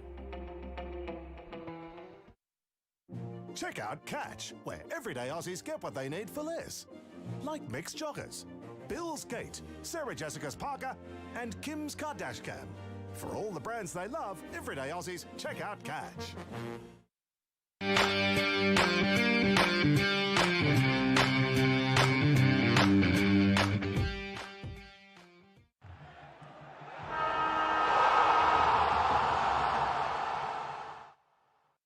Check out Catch, where everyday Aussies are getting great deals, like Justin's Timber Rake, Sylvester's Cologne, Celine's Dijon, and Camilla's Pasta Bowls. For millions of products, everyday Aussies check out Catch.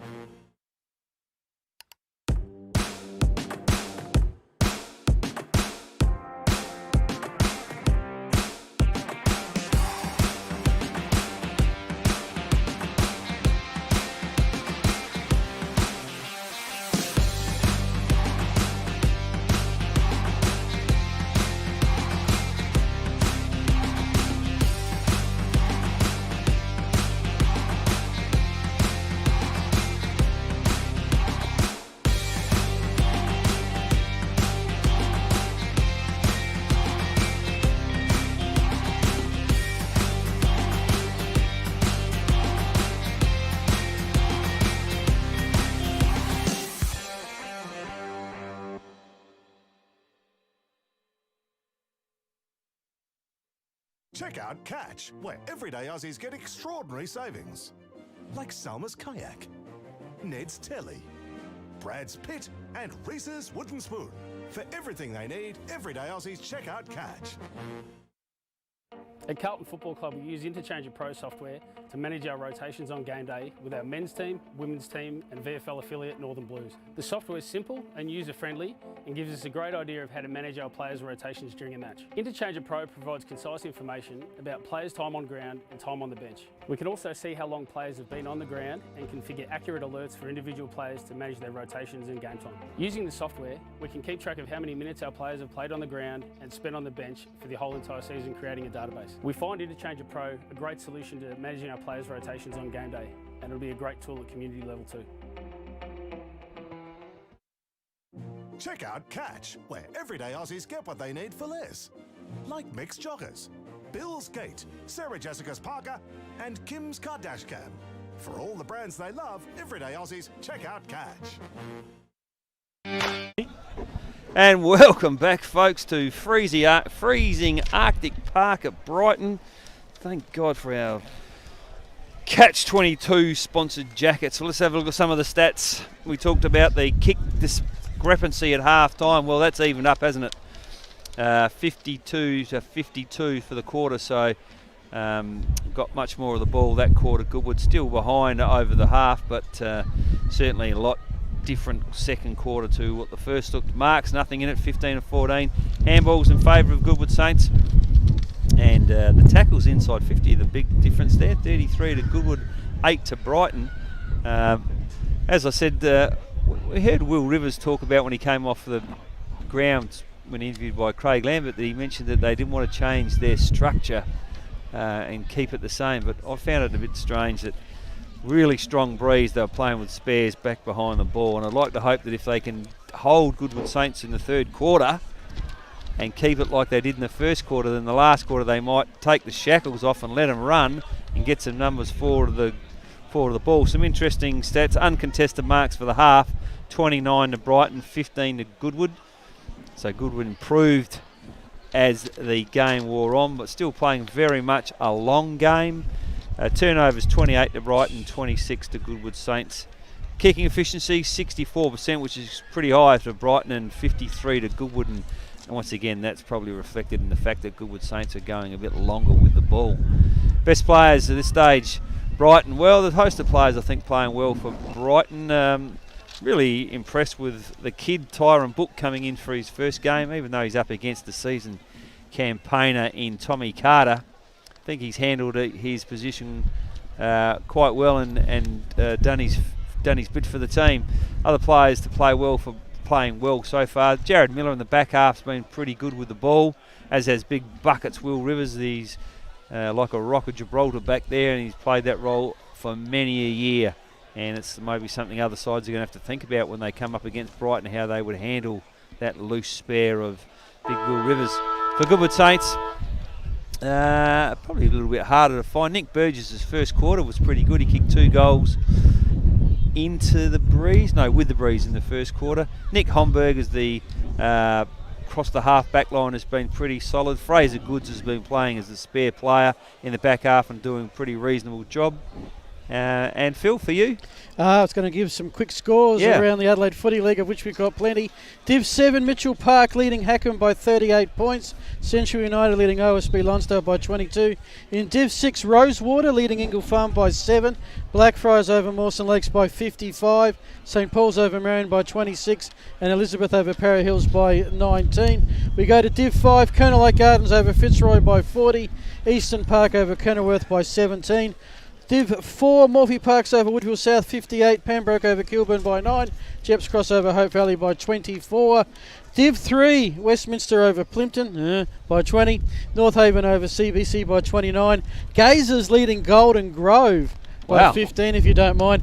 And at Flinders Park, it's a 100-point lead to the Reds. I'll give you Div 2 very quickly. Broadview over 14 points over Salisbury North. Sacred Heart by 1 over Foss.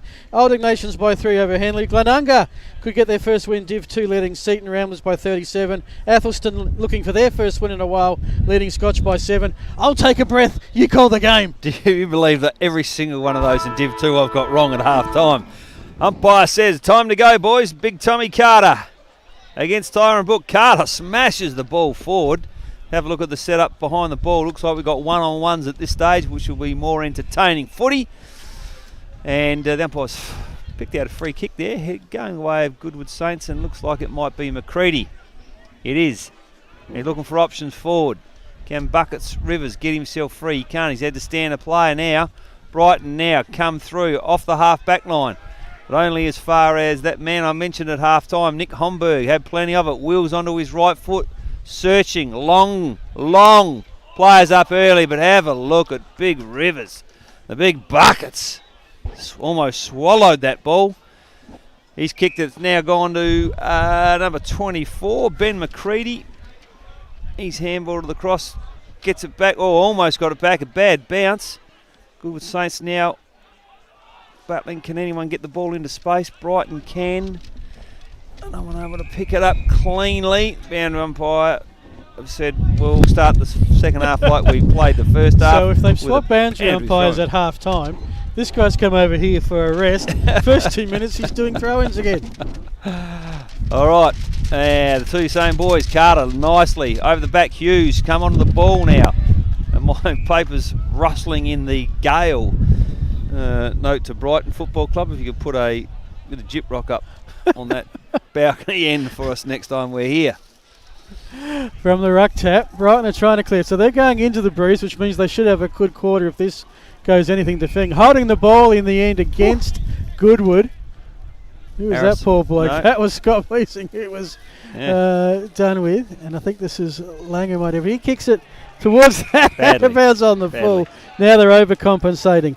We'll give you some Div 1 scores at the first goal, as that is Fraser Goods. He launches long.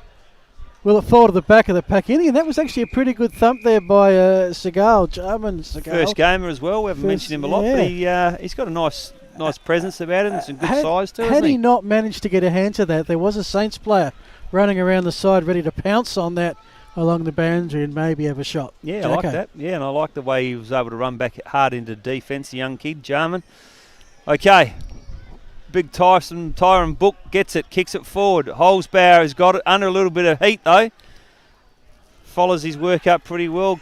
No one's able to get the ball out. It does finally spill, and this is the second holding the ball decision we've seen this quarter this half that we didn't see in the first half. Holzbauer is best and fairest winner from about 3 or 4 years ago. He kicks it long. That's not worked for either side a lot today. Anthony Dempsey sits over the top of the ball, drags it in. Umpire says no. Free kick goes the way of Brighton and Jared Miller. He likes to slow things down so we can all see him. Gets the ball and kicks it out onto Brighton Road. If it was a 6-goal breeze at the start of the game, it's now 10. You'll probably remember seriously gusting up. You'll probably remember Jared Miller as the forward last year. And every time he kicked the goal, he celebrated like he won the grand final. He's now been moved to the back half, and he can't celebrate quite the same. That's the same when he has a good kick. So what he's doing now is slowing the play down when he gets it to get noticed. So he gets the vision time. Very important for those sponsors. Yep. You want to win the Dartfish beanie, you got to be on the camera. Meanwhile, Dempsey's had a shot, has missed. I'm not sure we're going to see a goal to give the half-time scores the rate we're going. Whilst they're sorting this out, can tell you that Ross Trevor lead the Jets of only by 27 points. Adelaide Uni leads St. Peter's by 2. Princes over Port District by 26. And Paynham leading Tea Tree Gully by 9. The Gullies came back well in that second quarter. Yep, Uni the surprise there. But anyway, Josh Slape gets it. Gives it a big Jackie Carter. He kicks it long towards McCready. Not able to take that ball cleanly. And once again, almost reminiscent of women's football, the amount of congestion and ball spent on the ground. But in saying that, it is very blustery conditions here today. Anyway, the umpire's given away a free kick. And I think it might be Anthony Scara, is it? Can anyone... Now, he was quite busy against Harndorf. Kicked 3 goals. haven't called his name. Got the he's number 19. Yeah, I've got a feeling this is him. I've hardly called his name today. And I haven't called his name. Terrific player, Anthony Scarra, normally, so I don't know where you've been hiding the first half. If this is you, Scars, left footer, leans back on it. That's not bad off the boot. That is an absolute beauty. And probably the best kick for goal we've seen today. I'll confirm if that is Anthony Scarra. In fact, as he's making his way, it doesn't look like him to me. He just needs to turn around, son, so he can get a number. Come on, mate. Give us a hand. I reckon it's actually, no. 19. 19 is the man, Scarra, Anthony Scarra. Kicked 3 against Harndorf. He won the MVP prize, the sandals from Archie's. Just what you want today. Nice pair of arched sandals. But you also get a case of Powerade, I believe, and you'll be sorting out the MVP. I'll assist if you need, Jacko. He's got under my radar today. It's unusual position. He's playing really deep forward, where he spends most of his better footy days playing up around the ball or on the wing. Carter slaps the ball forward aggressively. Harrison Boyle, though, intercepts nicely. Carter unable to make the tackle. Boyle kicking it into the wind, only as far as Wheater, is it? Yep, Jordan Wheater wheels onto the left foot. Oh. That man, Fraser Good, standing in the middle and is playing that role beautifully at the moment. This is where that almost had backspin on it. Yep. This is where they need to just get the ball moving a little bit quicker and a little bit shorter, because this is what we're getting. The long kick. Will Rivers will mark this. Mark my words. He doesn't. He punches it. Makes a liar out of me. Dempsey gets it. Nicely tackled by Otis Carthy, and we will have another restart. So we have gone 6.5 minutes. Just the 1 goal scored. This time to the scoring end, which does make a pleasant change. And we've actually got one of our biggest leads of the match of 8 points. It's never got beyond 2 goals. Goodwood have the breeze in the third quarter. Brighton will bring it home. We can see if the coaches somehow have made some adjustments. Surely the coaches would have made some adjustments at half time to their troops of how to use the breeze. They know how to defend against it pretty well. Using it's another story. There's a wide kick. Get hold of that. And it's just blowing anything sideways, backwards. And if it was a large touch rule, that would be a Goodwood free. Instead, it would be a throw. And I do feel for this poor boundary umpire. He's suddenly getting a truckload of work in the third quarter. He is indeed.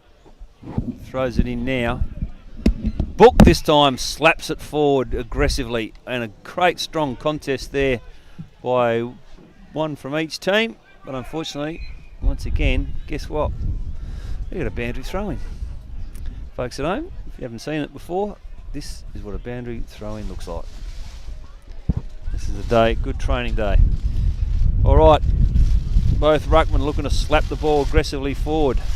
And this time it goes over the back, stolen by Jacob Hughes. A nice bit of play, gets quickly, looking for Burgess, but standing in the way nicely with a bit of courage was young Jackson Riddle, the Riddler. Beautiful left foot kick out the far side. And finds Jared Miller. Once again, slows the play down. This time it keeps it inboard at least. He goes to the veteran Will Rivers. He's slowing it down like this. Like the way they played in the first quarter. 23, Brodie Trembath has it. This is reminiscent of what we saw in the first quarter, folks. Link it up with short kicking. Trembath looks long this time. Searching. No one able to get underneath that. Favretto it was that was first to the ball. Now we've got Trembath. Very hard to see from 800 metres away, folks, but Phil's got the binoculars on, so I'll trust that he'll be able to tell us that Wellsby it might have been. No. The other blonde. Yeah, Ben McCready. Anyway, number 21, Favretto gets it, puts it on his boot quickly, under pressure. Not able to keep it in. It is tricky because 24 of Brighton is Beau McRae, 24 of Goodwood is Ben McCready. So it's been confusing us forever and a day. Should be a new rule too. Round one rust. I guess that's why we went to Harndorf, didn't we, Jacko? I wasn't there, but I hope you had a good time. We did, actually. I don't go that far. Don't take it personally, but we did. Brodie Trembath. I mean, it was just great to get out and call some footy, and Harndorf is a magnificent spot to do it. Of course. And good luck to the Hills boys getting their season underway. And that one, I reckon he's kicked that in, and the wind just curved that around like a boomerang and taken it back out. That was a dead set helicopter, wasn't it? It was. It is really gusting and strong now, and we're half protected here with a balcony. Yeah. Oh! Who was He's hurt that? himself, fall on his head. Number 12, Dustin Gordon, the kid, I reckon. It's just no. It was It's I reckon that's Jarman Segal. Oh, is it? Yeah, you're right. That's the lad who come back and took that one mark earlier in the quarter. Geez, showed a bit of courage, didn't he, there?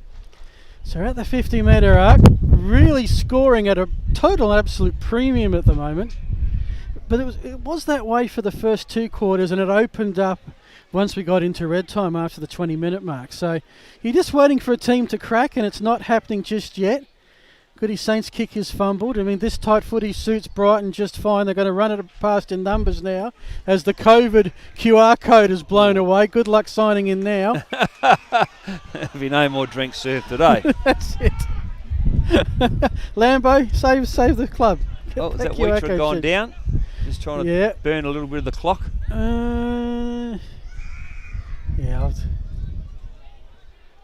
Did have his thigh heavily bandaged in the second quarter. Looks like he might have to come off. I reckon he is going to have to come off with some help. Get chair lifted off the ground. Yeah, never a good sign. First game here for the Bombers has kicked a goal. He kicked the first one, I think, for them. He did indeed, into the breeze. So, almost like one of those memes, unfortunately. Started this, finished this. So, a chance to take a breather. 11 minutes gone of the third quarter, and it's 8 points in favour of the visitors. That's one from each team off, with Tommy Barry having left the ground in the first half. Oh, nice mark. Almost mark of the day goes to Otis Carthy. He looks long, searching for Wellesby. Not able to take it. Ball spills forward, kept alive. Is it? No. We're going to get another restart. Will he call holding the ball? Players asking the question. Don't you know where it is? How many times do we see that when it's going to go to the attacking team? Be a brave decision there. Wellesby competes in the ruck. Favretto able to get the ball out though. Now Hughes a chance to run onto it. Or Dempsey it is. He's got pace, Dempsey. No one quicker than him. Can he keep it to Burgess? He does.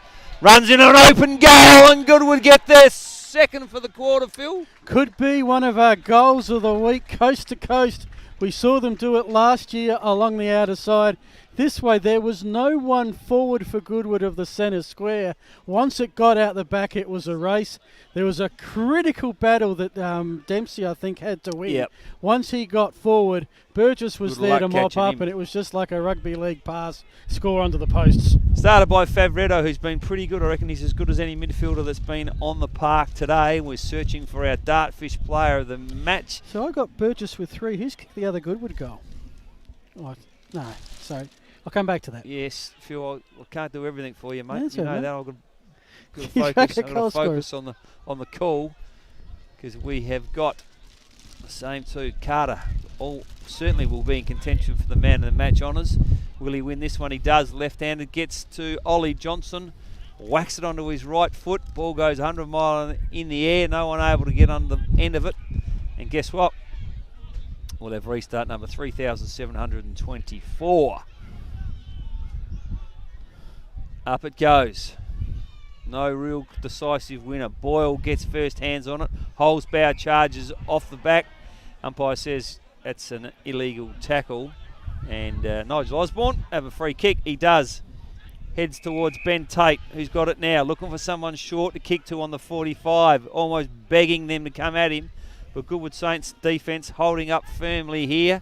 He's going to have to go long. He does. The young kid, Book, going to go? No.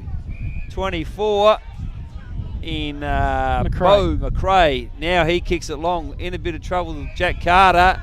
There for position, and has given away a free kick. Probably unlucky there.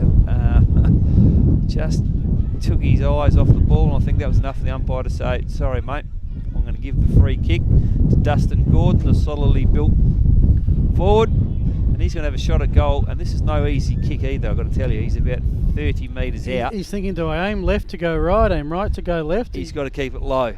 Yeah. He's got to keep it low. That wind can do anything. So he keeps it high and kicks it straight through the middle. What do I know? The ball spins around, and that's an important goal for Brighton into the breeze. Puts them back in within range at 5-2, and we've got Lambo on the interchange. Boys, only one goal to difference, but it's turning a bit of a scrambly game. We want to see some proactive football here.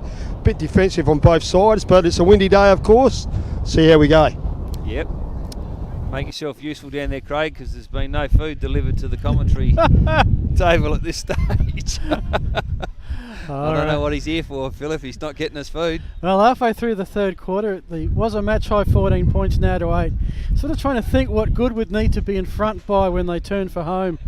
But really, the way teams have not used the breeze, maybe that's not the issue. Is Tate will get the hand pass across. Boyle was a bit fumbly. This opens it up for Goodwood if they can spin out of trouble here. In the end, they can't. Now 34, which I think is a Fraser Goods, was the man tackled. Bombers will bring it to the near side, looking for McRae, who's doing well. He's outmarked Whitelock on that occasion.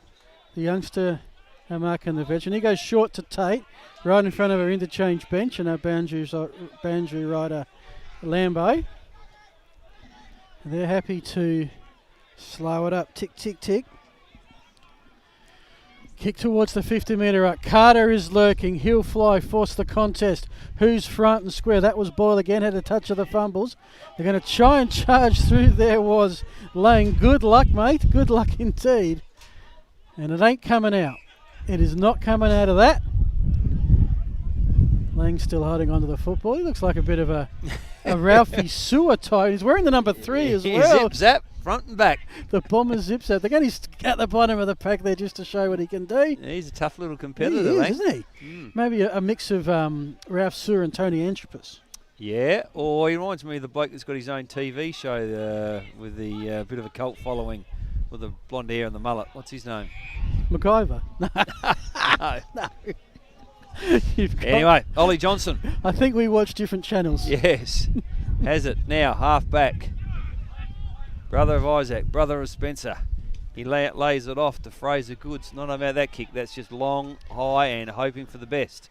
McCready releases it to Clever. Yes, good play here by Brighton. Can they keep it alive? Charging tackle by Tommy Galing. Does it well. Burgess gets it now. Slaps the ball forward. Ollie Johnson out the back. Gives it to Josh Slape. Wheels around. Long. Searching. Big buckets, Rivers. McCready lays it off. Burgess. Right foot. Oh! Would almost have been one of the passages of the day. Good football from Goodwood Saints there. Just couldn't quite finish it with a goal. So they're threatening the Bombers. They are. 9 points up. Just get the feeling the game is just starting to open up a tad. There's a 25-metre penalty, I suspect, or no one on the mark. A few guys looking a bit tired, isn't there? Yeah, well, what are we at now? It's 18-minute mark of the third quarter and the first real hit out of the season. Yep. In tough conditions. You're either running with the wind or you're running flat ball into it today. And that'll take a better. Here's the kick down the boundary line. McCready. Falls well short. McRae tries to get position. Whitelock was in the way. In the end, it spills down. And as much as Favretto is trying to do some hard work at the bottom of the pack opposed to Harry, ain't nothing coming out of that. Will be a ball up. The Saints by 9 points. Dirty Harry not able to get it. Harrison Boyle gets it out beautifully to Lang. Ooh. Oh, cops an absolute beauty and not got a free kick from Favretto. Nobody saw that except the commentary team. I wonder if there'll be an evener upper for that. Yeah, it didn't faze him too much, did it? The you know the TV show I'm thinking about? It's on Fox anyway. I'll come back to you on that one. Okay. Burgess, he's been lively up forward for most of the day, as has McCready. Gives it off to Hughes. Back to McCready. What does this TV show do, Jacko? Is it a documentary, reality? Yeah, it's just like reality TV. Oh, Bounty Hunter. Bounty Hunter. Bounty Hunter. Is That's it. You know, does he look like him or not? Well, the mini-me version. Yeah. Okay. Big buckets, Rivers. He'll be in contention. Keeps it alive. Oh, the umpires! He's paid what they never pay. That's right. He's paid a throw, or is it holding a ball? But I tell you what, he was Saints kick regardless. perfect position to see it, the umpire. So Now this 34 is interesting because 34 was Fraser Goods, then he changed to 33. See if We we never can get a found out replay who of that. 34 actually is. 34 for Goodwood Saints. Yeah, we're not sure. We Unless been it's let up Tommy in the garden. Lynch. Maybe they all No, went it's up on not him. Tommy Lynch. He's there. Whoever it is, he's kicked it beautifully. He's got a great He's goal. got a goal, and his name won't be in the paper. His name will be Casper, the friendly ghost. Yeah, it's probably a player that we haven't. Might be Mason Ellis. Job for... No, No, he's out there Mason's too. out there. It's a job for Lambo, isn't it? Give him something to do. Now, ticking through, who haven't we called? Reece Slape, maybe? I'm Reece running out of Slate's names. out there. Yeah, no, he's definitely out there. 32? It's a 32. Okay. Yep, there's a Then I'm 32. out of ideas because I reckon we've called everybody else. Yeah. Yep. Set us up there, Goodwood Saints. They're better than that. As a Yeah. footy club, they like Well, to think we they do went everything down right. with the list and asked for it to be ticked off, and they said, yep, we got the 21, but 34 is 33, which is the case. Donald Duck needs to sort that out for the future, Yeah. that's for sure. And not Don Barry with a new jumper. So, anyway. No, doesn't But matter. in terms of the game, have they given that goal? Okay. Is that the right score? No, I don't believe that is the right score because it hasn't changed from the No. last time I looked, and Goodwood have picked No, the they've goal. just changed it now. Okay. Brighton need a response before the three-quarter time break. Oh, you little legend. And Hey. the food's arrived and Jacko's gone. Thanks, mate. Jacko, you Oh, yeah. It Jacko, was- you enjoy. I'll call some footy for Oh, you. all right, you sure? And then I'll take it at three-quarter time. We'll Okay. rotate. How much time we got to go? Not long. 21 minutes. So it's a throw-in on the outer side. This game is delicately poised. Goodwood Saints, I think, are about to make a move. They're up by 15, the biggest margin. Got a few minutes left of the breeze, and then I reckon they've probably got the skills to bottle it up in the final quarter. Again, umpire waits a long time. Let the players sort it out. They can't. Will be a ball up on the outer side. One of our sponsors. You can is see here, they're Billy's. 0-0 in the lacrosse game at the moment on the far oval. 1-3 here. So what'd you choose? The Villies, of course, they're great sponsors. That is Division 6 Banjo Rider. And great to have their product as part of the commentary. Homburg, he has it. He's worked himself into a deal of trouble he probably didn't need to. Then he's hit a player high. And not the best 10 seconds of work from Nick Homburg. It's going to be Dirty Harry. I like that nickname. I think that's a goer. Save's trying to work out whether it's Harry Maxwell or Maxwell Harry. It's just Dirty Harry. And suddenly the breeze just feels like it's dropped a tad. He's going back like he wants to have the shot. This will be surely on the edge of any player's range today. I parked my car behind these goals, but I think I've chosen the right end because nothing's gone past the netting so far. From 45, he keeps it low as needed and rolls through for a behind. So Brighton 5-3-33, the Saints 7-5-47, 14 points the margin. Almost 23 gone on a cold day, warmed up by a nice Villiers bakery pie. Long distance kick almost to the centre. This is where Goodwood are good coast to coast. Brighton have got the numbers, but the Saints are trying to work it out the back. And they have. Here's the goal machine in Burgess, lurking by the boundary. He can't pick it up. And it will be a throw. But just like that, we've gone from one goal to the other 50. And a chance for the players to reset. There is no one inside the Brighton 50. All bar 4 players are on the Goodwood half of the field. And pretty much about 28 of them are within about 30 metres of this football at the moment. It will spill out the back. Handball over the head. Put Hughes under a bit of pressure. He got the handball out. Umpire says incorrect disposal. Brighton ball, and everyone just scatters. Don't forget, folks, we will finish up at about 4:45 or so. Come back at 5 o'clock. We will have a stack of scores from around the A grade in the Adelaide Footy League Divisions 1 to 7. You will hear it first right here, the opening day of the 2021 season. Again, the long kick finds an opponent in the Saints. And it spills off hands and out of bounds. Jacko's back. I'm going to take on a pasty. Yes. Feeling like a horse, well fed and watered and ready to go. Nah. Boundary throw in. Pretty crucial time in this game. We're 24 minutes in. If Goodwood can get one more before three-quarter time, it's probably enough. If Brighton can keep them and score one conversely, the other end, that'll set up for a really exciting last quarter. Harrison Boyle it is now, coming through the half forward. They're working it well nicely with handball. But no one inside the forward 50 to kick to. So they're forced to handball. Been a link of them. Boyle again got it back. Handballs it. Now, Boyle's got it. I reckon Boyle's had 4 handballs in the space of 30 seconds, but unfortunately this time the umpires said enough is enough. That's holding the ball, and Fraser Goods relieves the pressure for Goodwood. He kicks out in the direction of Nick Favretto.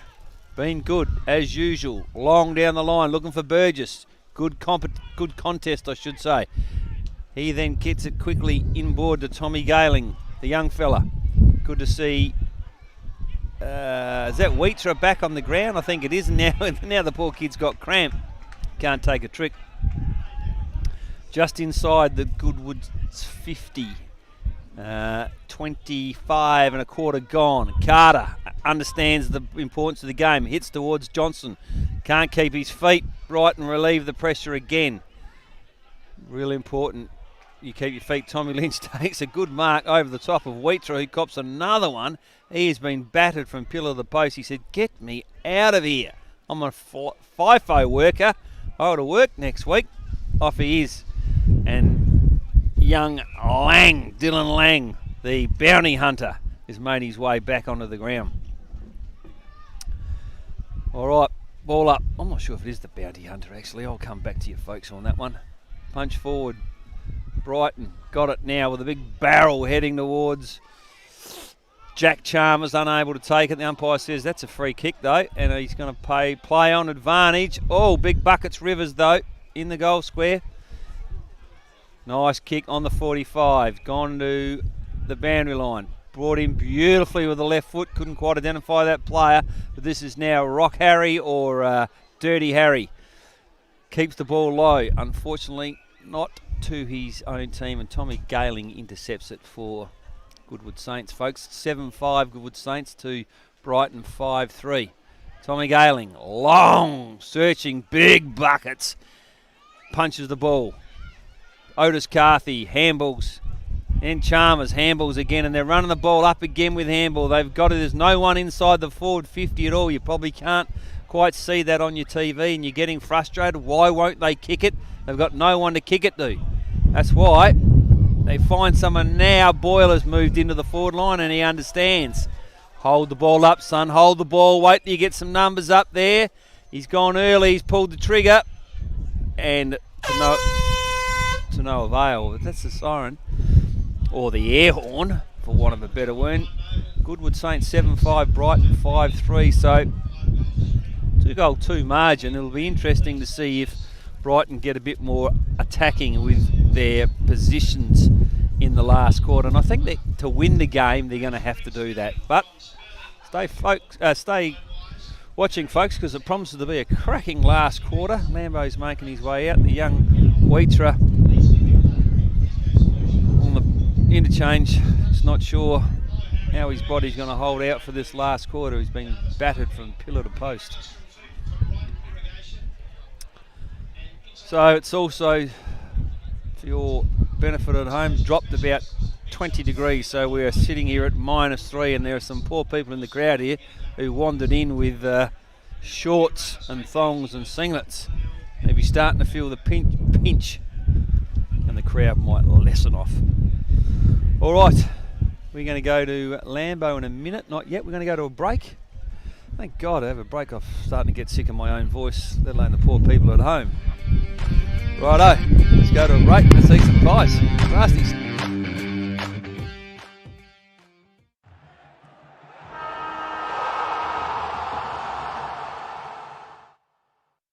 Check out Catch, where everyday Aussies are getting great deals, like Justin's Timber Rake, Sylvester's Cologne, Celine's Dijon, and Camilla's Pasta Bowls. For millions of products, everyday Aussies, check out Catch.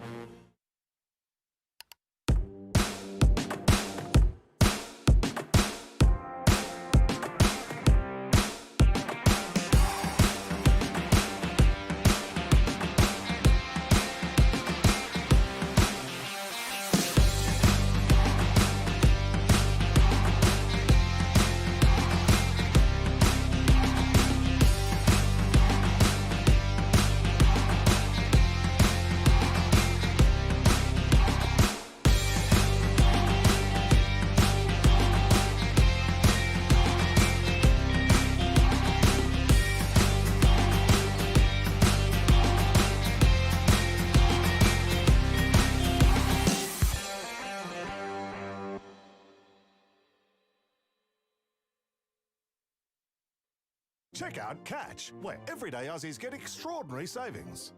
Like Salma's Kayak, Ned's Telly, Brad's Pit, and Reese's Wooden Spoon. For everything they need, everyday Aussies check out Catch. At Carlton Football Club, we use Interchange Pro software to manage our rotations on game day with our men's team, women's team and VFL affiliate Northern Blues. The software is simple and user-friendly and gives us a great idea of how to manage our players' rotations during a match. Interchange Pro provides concise information about players' time on ground and time on the bench. We can also see how long players have been on the ground and configure accurate alerts for individual players to manage their rotations and game time. Using the software, we can keep track of how many minutes our players have played on the ground and spent on the bench for the whole entire season, creating a database. We find Interchange Pro a great solution to managing our players' rotations on game day, and it'll be a great tool at community level too. Check out Catch, where everyday Aussies get what they need for less. Like Mixed Joggers, Bill's Gate, Sarah Jessica's Parker, and Kim's Kardashcam. For all the brands they love, everyday Aussies check out Catch.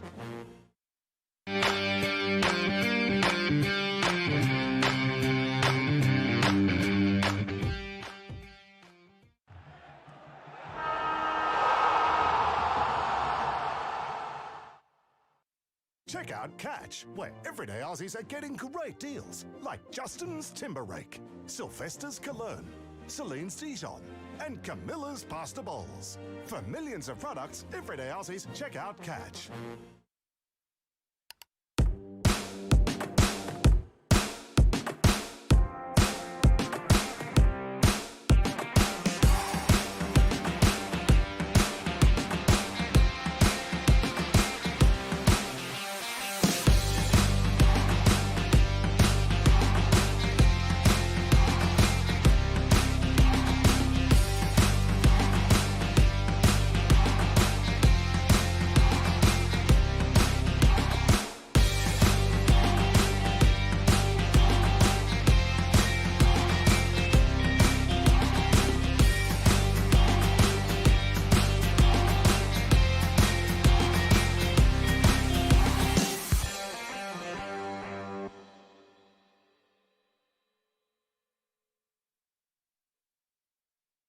And welcome back, three-quarter time at Brighton Oval. Let's go boundary side to Lambo. Okay, boys, we've got a game on our hand. It's only 14 points the difference.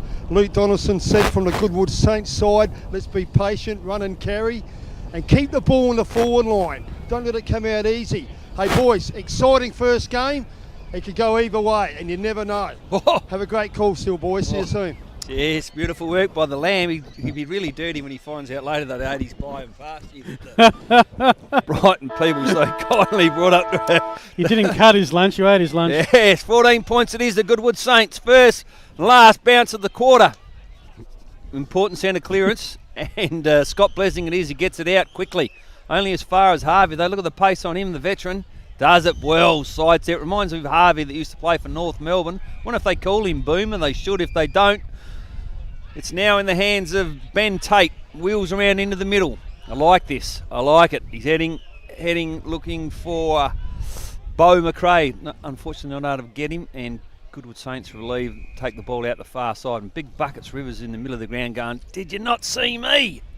One three-quarter time score around Division 1. It is at Payneham. Could be an interesting final quarter there. Payneham Norwood Union, who I think had the breeze in the third. 8 goals, 12-60. Teachwick Alley and Range, 6-6-42. A 3-goal contest. Right, okay. Umpire throws it in. Big Tommy Carter. Just soft palm off the hip there beautifully. But Brighton Rove at best. That's a great kick. Oh, Big Jack Carter stops it on the goal line, and that was a very, very good effort by the Brighton player. And Brighton have got the breeze, boys. That's the first score of the quarter. Puts them into, I reckon that should be 5-5 now. No, that's scoreboard's correct. It's 13 points the difference. Goodwood Saints looking for Big Tommy Carter. Doesn't get up. Harvey it is that gets it. Brings it beautifully into the centre of the ground. Brett Irons has it now. Come on, so he spent most of the first 3 quarters on the pine as the second ruck. So he's obviously come onto the ground now because the other kid's still on. Book, he's having a shot for goal. Irons The true centre-half forward position. You kick from just outside 50. On the left foot. Looks good off the boot. Looks good off the boot. Brighton are up and about with the first goal of the last quarter. I'd give you the score, but they've taken the scoreboard off me again. An electronic scoreboard. That was a beautiful young kick by young Irons, and that's now put Brighton on to 6 goals 4, I reckon it is. Yep. The Goodwood 7-5, so they are 1 goal 1 behind, with the first goal coming inside 2 minutes. That augurs very well for Brighton's chances this quarter. Sure does. To I'll tell me, you that. what, Sorry, mate. yeah, and look back behind the play, and there's, you know what? There's no spare player. Man on man. Well, Rivers has gone forward. Mouse has changed it up in the last quarter. If he'd done this in the second quarter, they would have won by 10. Game on. Alrighty, Saints. so Goody Saints have it. It's going to be the kick forward by Ellis. Has a target. That was McCready. He was swallowed on all sides, but a great recovery. Pick up the ball. Is that Scar? No, Favoretto has kicked the reply goal in about 35 seconds. Margin back out to about 13 points. And nice work to be front and square where all good Rovers should be. Good effort by McCready there, 1v2, and unlucky not to get a free kick for a head high, I thought. So, yeah, good contest there. We see the ball come in there. He keeps it alive with that contest, 1v2, and Favredo gets it and finishes the work off with a kick around the corner. And a good reply to Brighton. They look like gaining a bit of momentum. Breeze at the back. Hard to stop, but to do that with inside 30 seconds just takes the wind out of the sails a little bit. We're back into the middle. Good luck doing that today. Beautiful handball release from Hughes to Scott Blessing, who's been pretty solid. Intercept mark by Brighton now. Now, will they kick it long? They've got Big Rivers up forward now. They do go longish towards that player. He nearly marks it. Run onto it is Harvey. The big boomer. Can he? Will he? Oh! The man of the moment, Irons, nearly marks that, and that would have been a real good opportunity for Brett Irons to get 2 in a row. And I can see the women walking behind the goals look like they're warming up. We must have a women's game. Yeah, there is. Division 4. They are the Lockleys Demons. Right. Playing Brighton. The first ever Brighton women's team will debut at 4:45. Righto. Righto, Phil.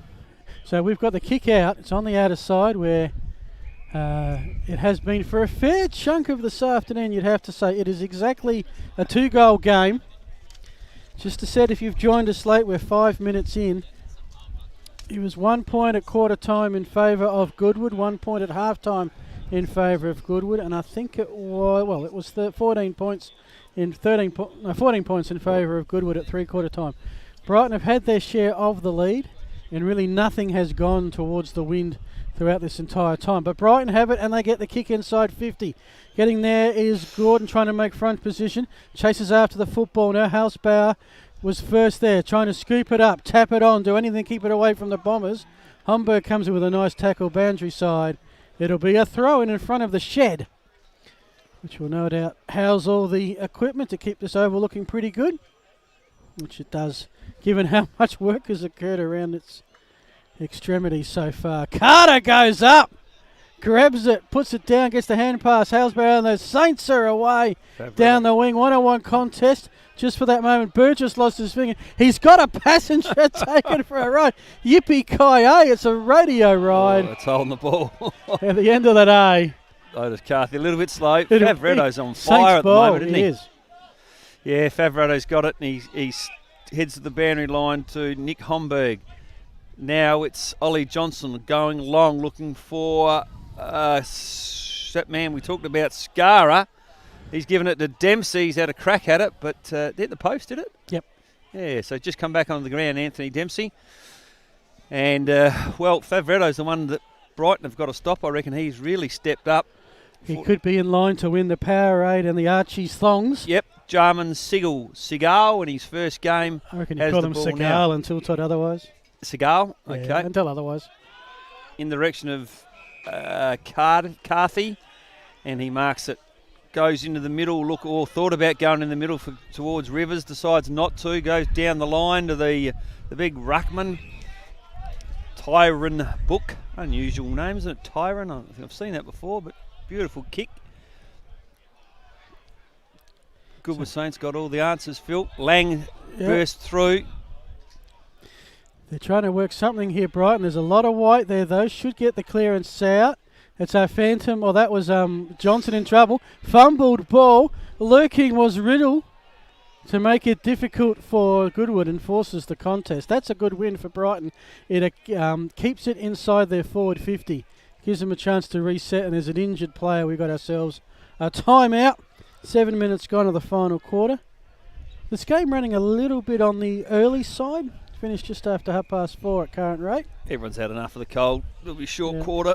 Timekeepers, I can see the timekeeper from here. He's freezing. Itchy trigger. So Lang.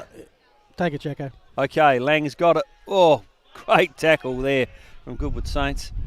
Really impressed by Ben McCready's game. I think, he's competed exceptionally well in his first game from Blackwood, the ex-West Adelaide player as well. Weechra back on, which is a good sign. Yeah, he's had his fair share of knocks today. Carter slaps the ball forward. Ends up with Nick Homburg, who's also been pretty good and will be in contention. The big ruckman Book's got it. Handballs to Harvey. Yes, the veteran. One of the favourite sons out here at Brighton Footy Club is Shane Harvey. Very close. Sorry, Len. Points to diff, boys. And I'll tell you what, the crowd's on their feet, and we have got a close one on our hands. And a good crowd today. Parking at a premium. Pretty full balcony. Lots of people downstairs, and the deck chairs ringed around the oval. Mouse getting a bit excited now. He's squeaking from the sidelines like a real mouse does. He's standing He knows that there was not a single expert in our crew who said the Bombers had a chance of winning today. Yep. And they're 7 points adrift. 15 minutes of the wind at their back at least. Rucks go to a beautiful tap behind his head by Book. This could set up the Bombers here. Well, the umpire's found a free. Will go the way of Brighton. Interesting enough, he's decided now that he's still behind by 7 points, but he's now rolled player back behind footy again. I don't understand it. He's going well with that, but he's rolled number 17, Chalmers, back behind the footy by the look of it. It's going to be a long kick inside 50, but in the end, Fraser Goods read the flight of that one better. Takes a very important defensive mark right by that behind post. It is Goodwood, but only by 7 points.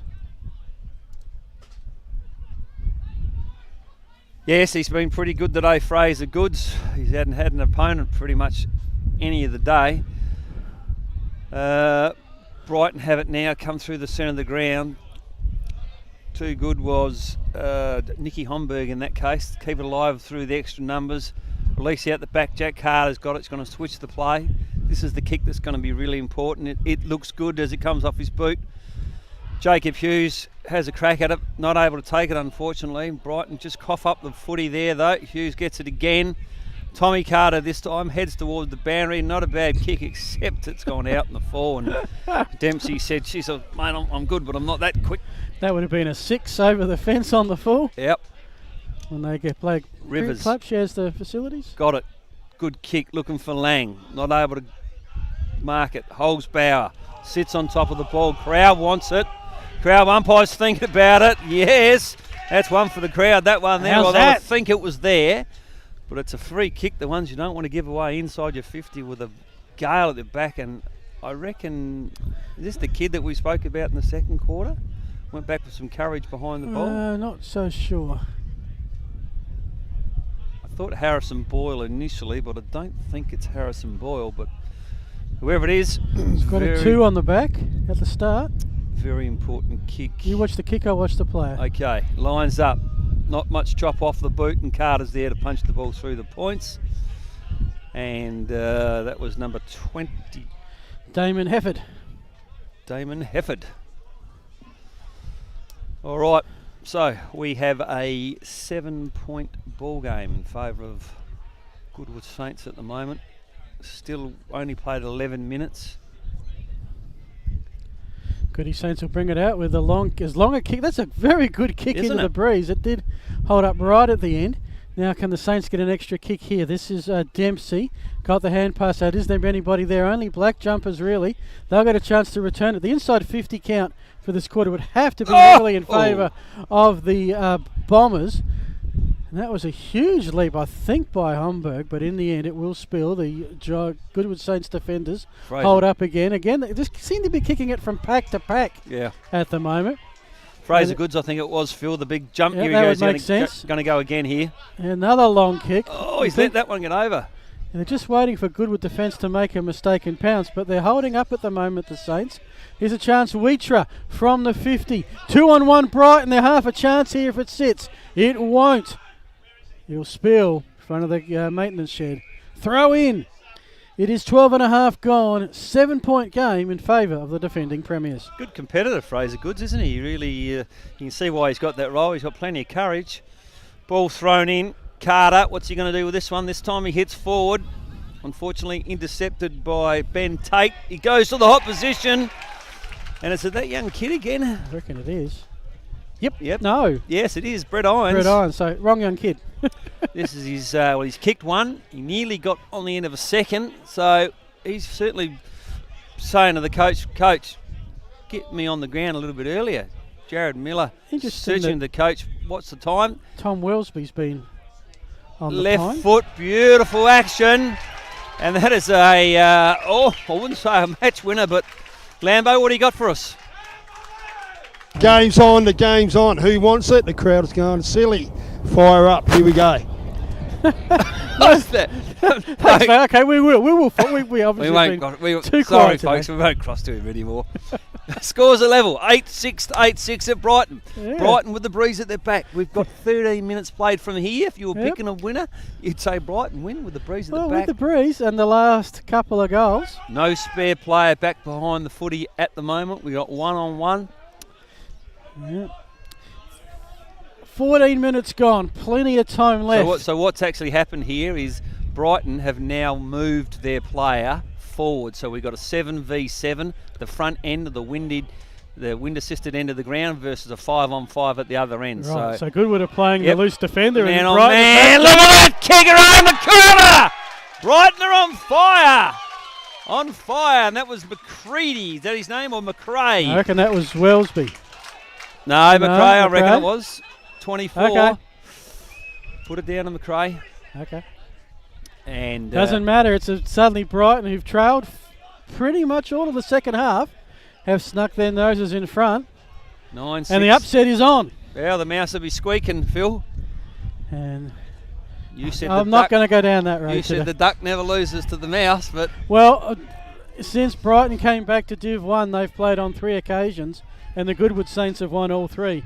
Brighton have never beaten Goodwood in recent times. Okay, so what we've got now, folks, we've got Goodwood put another player back behind the ball. So we've got a coaching challenge at the moment, and Mouse has responded. So now we've got 8v8 at the Brighton end of the ground and 4v4 at Goodwood. So if Goodwood can get it in the forward line, they're going to have plenty of space. So it'll work well for them. But I reckon you don't want to be outnumbered now with the breeze. Brighton got a 1-goal advantage.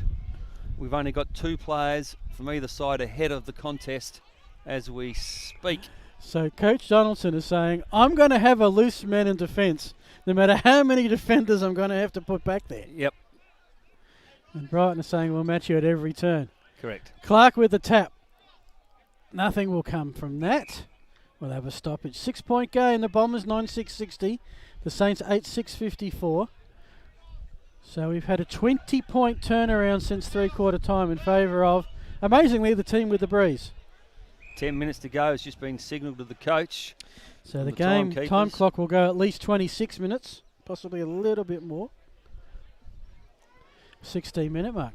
It's like the whole game so far has been not for much. Let's decide it in the final 15. It's like calling a basketball game. It's with Tate, half-forward flank. We'll send it inside 50. McRae's lurking if it bounces his way. He read it well, but just couldn't get it before it spilled out of bounds. Otherwise, he was off to the races. It's going to be a throw-in. Bit of courage shown by the young kid. Jarman Segal came out there to play Shepherd and copped a little whack from the Goodwood Saints player around the ears to say, get out of my way, son, and didn't flinch. So good to see young kid do that. Well, they're all racing, herring after the ball, heading towards the Brighton goal. And I reckon there was a Brighton player was held there momentarily. Umpire didn't see it. And in the end, another stoppage. So the Bombers have gained about 15 metres. It's not quite next goal wins, but you think Goodwood might want to get the next one. I thought you were going to say it's not quite Arctic Park, but it's very, very close. Well, relative to coldest game we've called this year. Yes, and the warmest. Tommy Carter slaps it towards the boundary.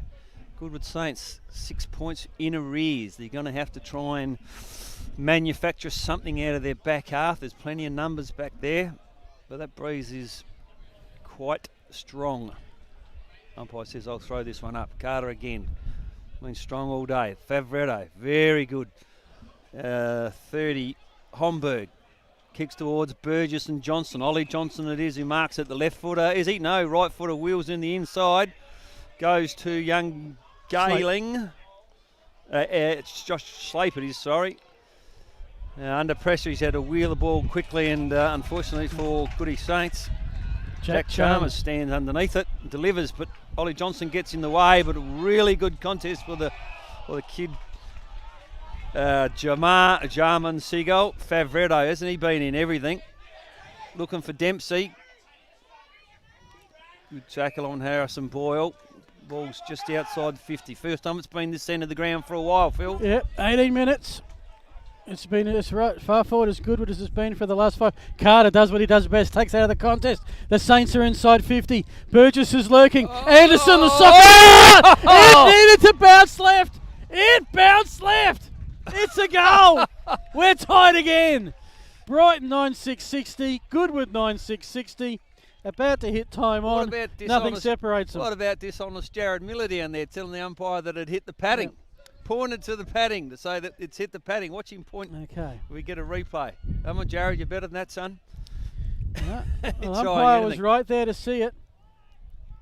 It looked like it was going to go for a point, then it took a Shane Warne leg break.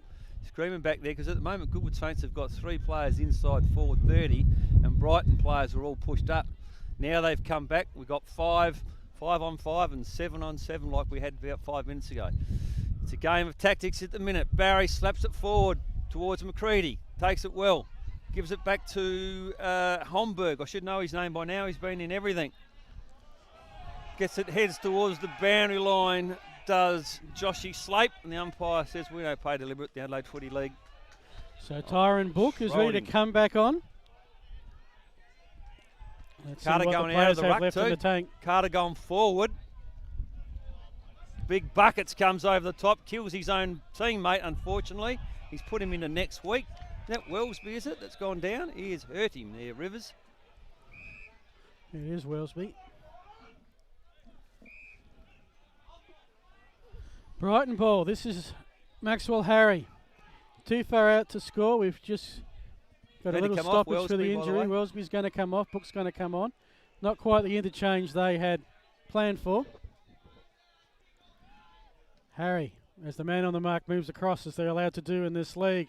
High kick. Mark. Saints defence is up for it, and Burgess has kicked 3 goals. That's a pretty good contested mark. He's off. Gone back into defence, Phil. Burgess. Yep. Put your best players where they're needed the most at the moment. Well, they need 3 Burgesses, don't they? 1 on the ball and 1 at either end of the ground. And 1 to score. Got a level game. Someone's got to kick the winning score. Yeah. So the challenge for the Duck is, do we have Burgess at the back half to save it, or we push him forward to have him win? I think he's going to have to push him forward. Or does he do what Tommy Gray did last night for the Power? Be up one end kicking the winning goal, and down the other end putting it through for a key behind. Let's see. And this is where the pre-season comes into it. They haven't played a game this hard for a long, long time. Let's see who's got something left in the tank, in a pretty hard bruising contest. It's Brighton with the ball inside 50. Hot footy, 45 metres out. Who will get there first? Brighton, they get a good hand pass, whoever that was, to Tate. He's tackled hard. Good tackle. And that's a critical one. I think that's Homburg again. Ellis, I reckon. Mason Ellis. As they go across the middle. It's a phantom. No, it's Ollie Johnson. Oh. He was off. Umpire says he got the hand pass away.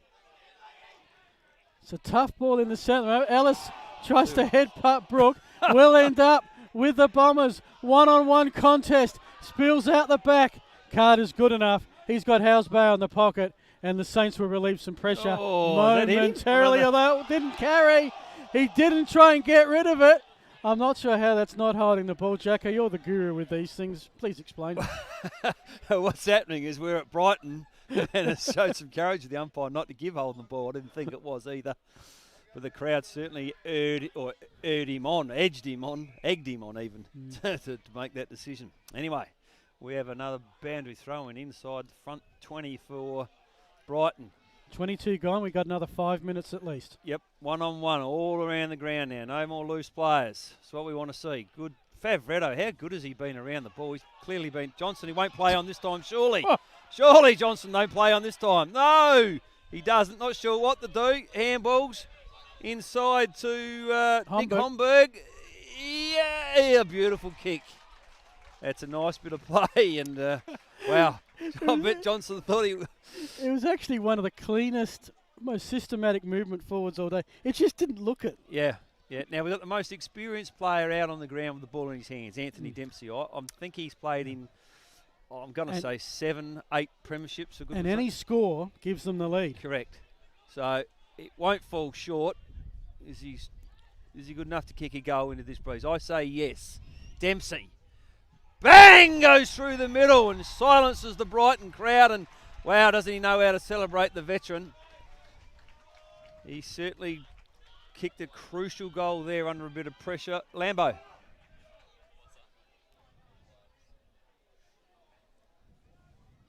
Lambo, can we hear you? Goody Saints in front by 6 points. Not long to go, boys. I reckon probably a minute and a bit if we're lucky. 4 minutes, Craig. Here we go. To go. Yeah, we've got an eye on the timekeeper, though Lambo, of course, can't hear us. Yep. Probably just as well Yeah. today. So we're back into the centre, folks. 1 goal, Goody Saints. Into the breeze. We had Brighton as winners 3 minutes ago, Phil. With you. And look, it's been that kind of game, unpredictable. As soon as one on tops, the other responds. And right now, Brighton has some work to do, and if Goodwood can bottle it up for the next 3 and a bit minutes, that could be the winning shot. A secondary ball up. Clark, a key tap. He's starting to dominate in the ruck, but nothing can break clear as much as the Bombers might try. It was Anthony Scarra Got a loose player laying now. the tackle. Goodwood Saints been able to orchestrate a loose player out the back half, as you would now. You've got a goal up. Yep. Challenge is on for Mouse. What's he going to do about it? They've got the footy now. Jack Carter not able to take it cleanly. Gets onto his boot quickly, transfers the ball towards Tommy Anderson. He keeps the ball. No, it just drifts out, Phil. So binoculars time on that far wing. The good news for Goodwood is they have the lead. The good news for Brighton, it's down inside their forward 50. But can they make something of it? There's a lot of players. No one gets the ruck tap. Tommy Carter just got a toe to it. Gains about 15 metres by the scoreboard and eventually spills out to fight another battle. 25 gone. Game should go, if we've read our timekeeper signals correctly, at least to 27. And that's plus quite a few stoppages in the last few minutes. So not quite last hurrah for Brighton, Jacko, but it's getting close. Yeah, plenty of time left, 3 minutes.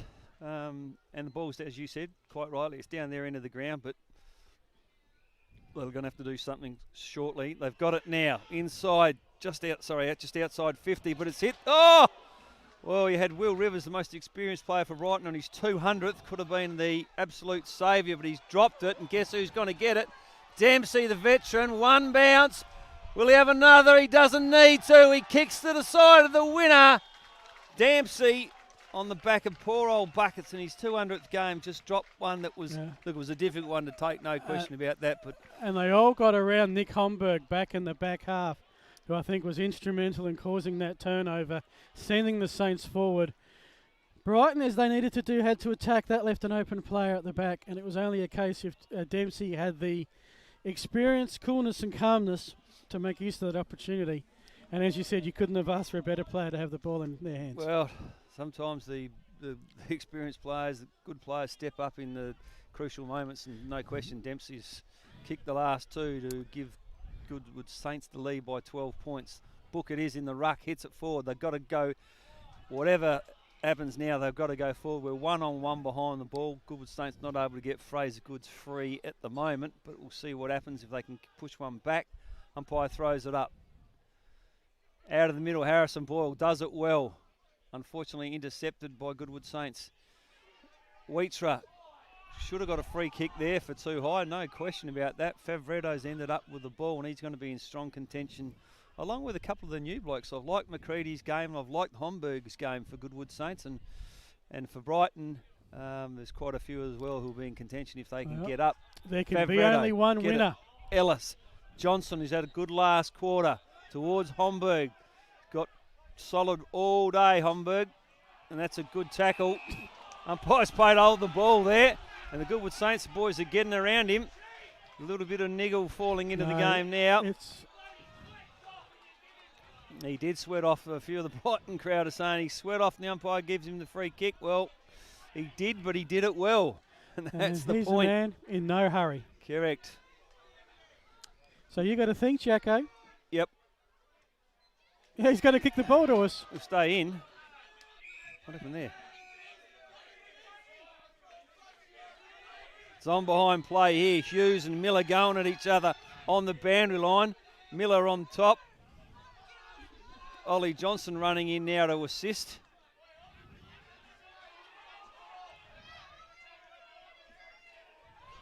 Ollie Johnson set for a hanger here. Does the discipline thing.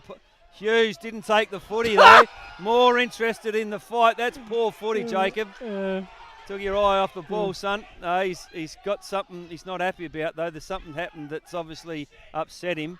But well, I think being laid into while he was on the turf may have been part Miller's of that. Got up, and he's mouthing off. This is still beyond between these two. And the here. umpires saw nothing of it. No, doesn't matter. We're locked inside the 15-metre mark for Brighton.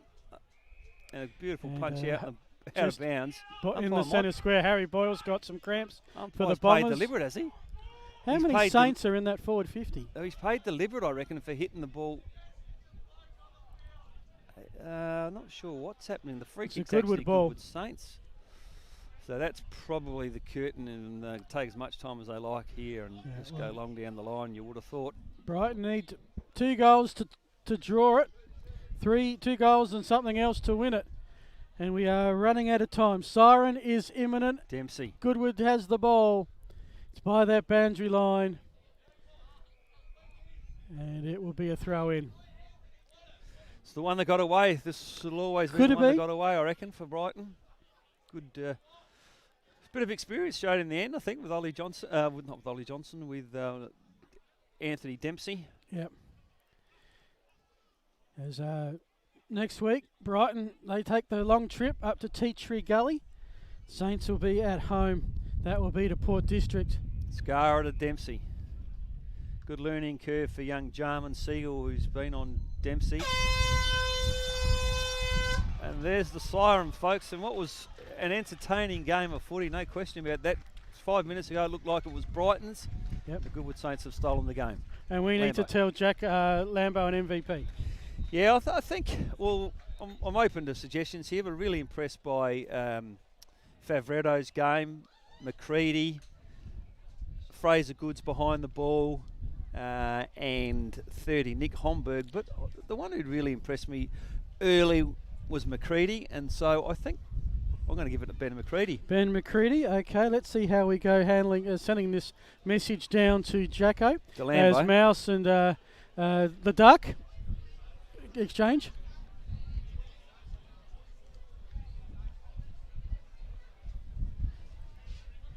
Lambo not good at reading signals. Yeah. Has he got it, Phil? I think so. Okay. If not, we could have it. So the best on ground wins a... He's got a cask of Powerade and also the thongs with the Archers, thanks to Archie's. Right. And Labro's bought a stool. He's preparing for this. Oh yeah, he's been working on this all week. A reminder, folks, when we do sign off here, come back at 5 o'clock. We will give you a smorgasbord of scores around the Adelaide Footy League this afternoon. I can't wait to see what Flinders Park did to Portland in the second half, given they led by 100 points at half time. And Gazer were ahead of Golden Grove, so there was a few surprises. Not great for Gazer, for Portland, given that they really struggle to get numbers as they start. And the other one that was struggling, Rosewater, went down a division. Yeah. They were leading Ingle Farm at half time. Could they hold on? So there's a few interesting things. Don't forget Sunday Mail tomorrow. We'll have the double page spread with all the scores from all the grades. And Adelaide Footy League Facebook page is what you need to keep an eye on. We'll have stuff on there pretty much every day. Well, he's grabbed the right player, so that's the start. And the Goody Saints boys are riffing into him a bit. They know he's going to get the dartfish beanie to put those locks away in, along with the Powerade. Rambo's saying it's not my choice. Blame those boys on the balcony. I'm not sure who the Goodwood Saints boys wanted the win, but I thought McCready. Maybe that's what we should do. We should say, okay, boys, here's your prize this week. Yeah, first game. Take the pressure off. It's his first game for the club. Recruited from Blackwood, next West Adelaide. Okay, we've just got a little presentation, I think, happening here. Oh, and a significant, buckets. Will Rivers. I'll let you do this one, Jake. Yeah, Will Rivers, fantastic serve in the Brighton Footy Club. Played state footy along with played some footy for the Adelaide Crows. Been a terrific servant and well-respected player. Certainly at Brighton and every other club. So well done to Will on his 200th. Just a pity they couldn't get there. It would have been a fantastic win for him. But marvellous achievement. Well done, son. You should be proud of yourself. Yeah. Well, we were tipping Goodwood to win. Oh, hang on. We've got another one here for Goodwood. Guard of honour for someone. Who's the guard of honour for? Oh, for the girls coming out to play their first game. Bit of history and great to see another club with a women's team. Yep. And good idea, I think, playing game at this time. Everyone's sort of relaxing, having a drink after the A-grade game. Sit back and watch the women's footy at the same time. Yeah. All righty, I think we're just about not too far away to go. Let's go down to Craigellachie. Great call, boys. Best on ground today, Ben McCready from Goodwood Saints, mate. Congratulations, matey. Yeah, thank you very much. I think you've been a bit too kind. A few other blokes in front of me, I would have thought. But great fighting win there with against the wind to kick the last two. Thought the boys grinded it out really well. Yeah, and for best on ground, mate, we're going to give you a beanie. Beautiful, thank you. We're going to give you a pair of thongs, but they are coming. Yep. And we're going to give you a box of Powerade to share with the boys. Beautiful. Mate, so first game, great win. Yep. Played away. I thought the first 3 or so quarters, it's a scruffy game, and in the last 5 or 7 minutes, you showed them what it's all about. Yeah. Yeah, definitely. I thought there was it was manic in there in the midfield for the first 3. Started to open up a little bit there in the last, but still the pressure was right on throughout the whole game. Well done, Ben, and best on ground the first game, mate, and all the best for the rest of the season, mate. Thanks a lot for your time, matey. Thanks, boys. Appreciate it. Cheers. Ben McCready there, our first winner in a tricky day, a game that ebbed and flowed, and sometimes probably hard to find some players who were there for the 4 quarters.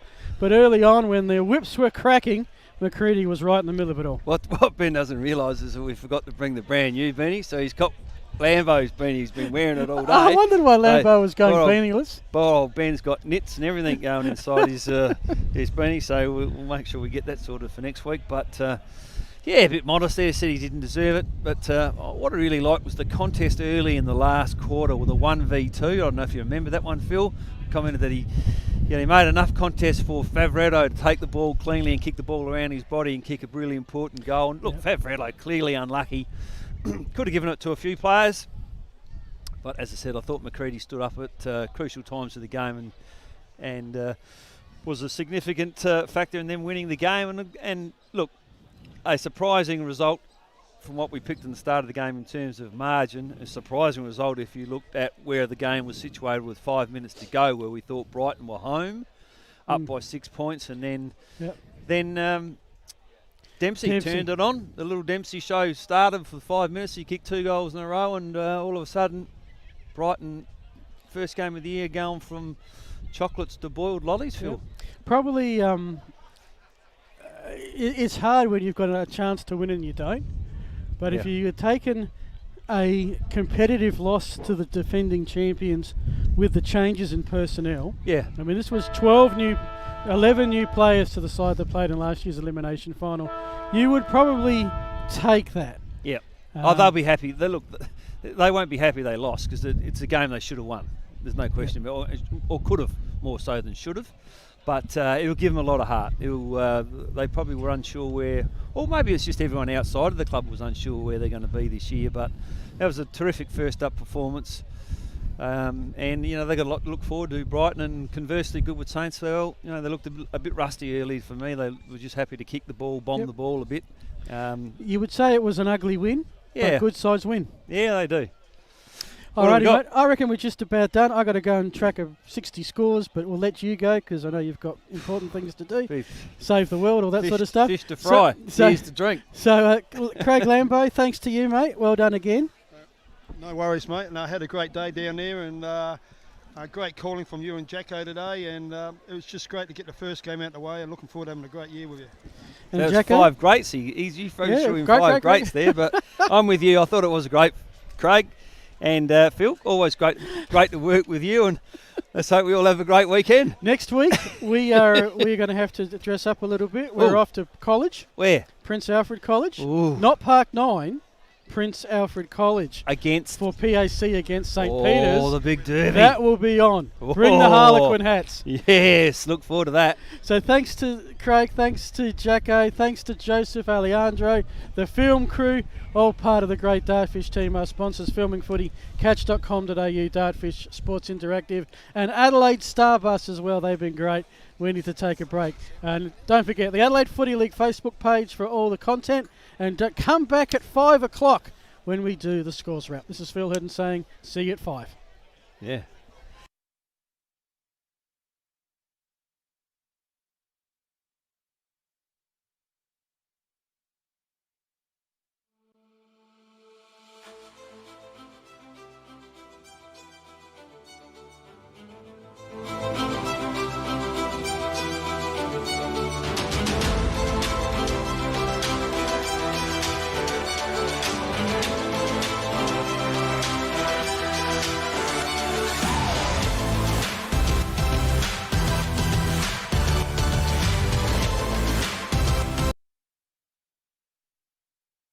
Check out Catch, where everyday Aussies are getting great deals, like Justin's Timber Rake, Sylvester's Cologne, Celine's Dijon, and Camilla's Pasta Bowls. For millions of products, everyday Aussies, check out Catch.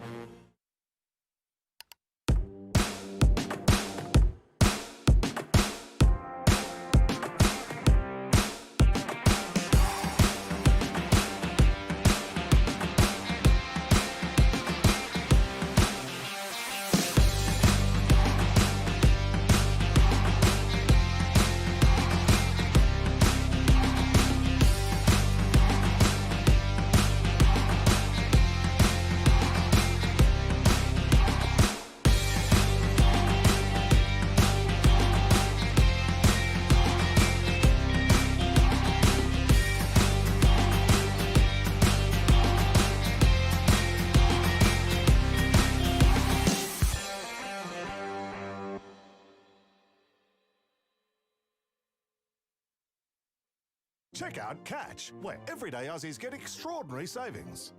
Like Salma's Kayak, Ned's Telly, Brad's Pit, and Reese's Wooden Spoon.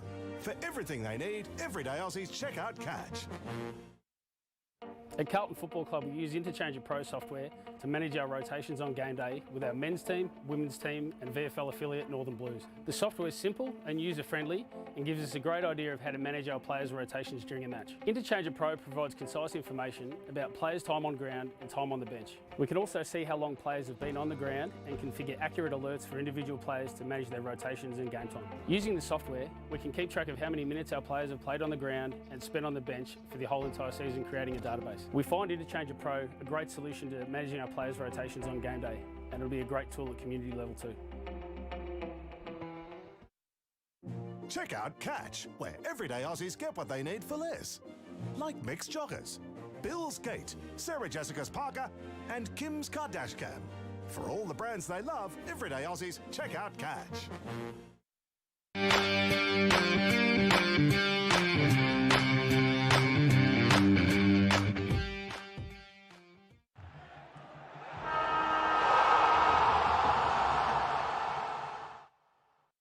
Check out Catch, where everyday Aussies are getting great deals, like Justin's Timber Rake, Sylvester's Cologne, Celine's Dijon, and Camilla's Pasta Bowls. For millions of products, everyday Aussies, check out Catch.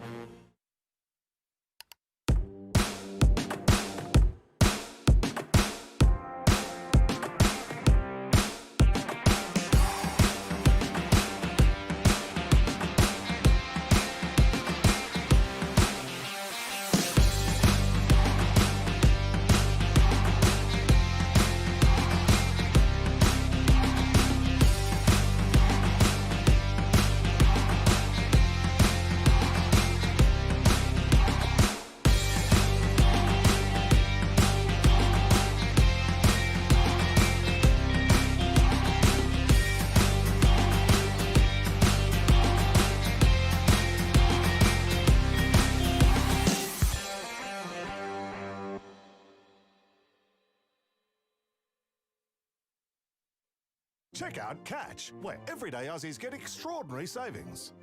Like Salma's Kayak, Ned's Telly, Brad's Pit and Reese's Wooden Spoon. For everything they need, everyday Aussies check out Catch.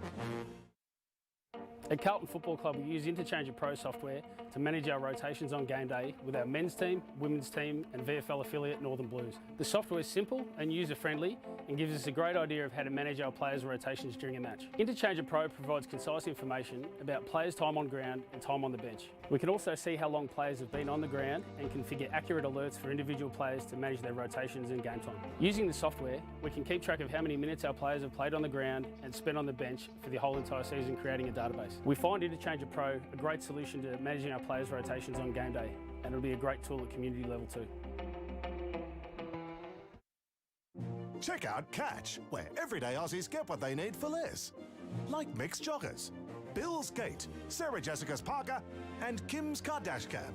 For all the brands they love, everyday Aussies check out Catch.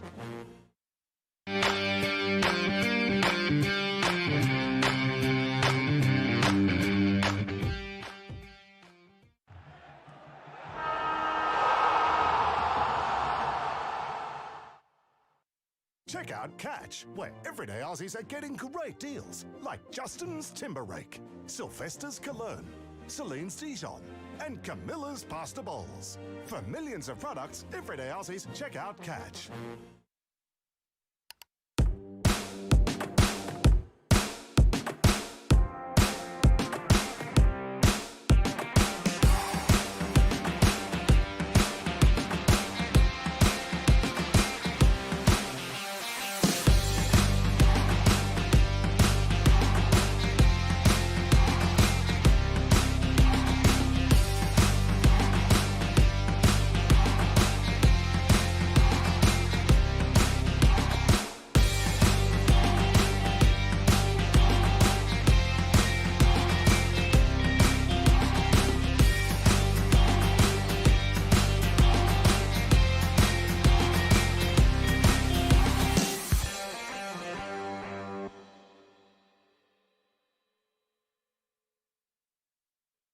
Check out Catch, where everyday Aussies get extraordinary savings.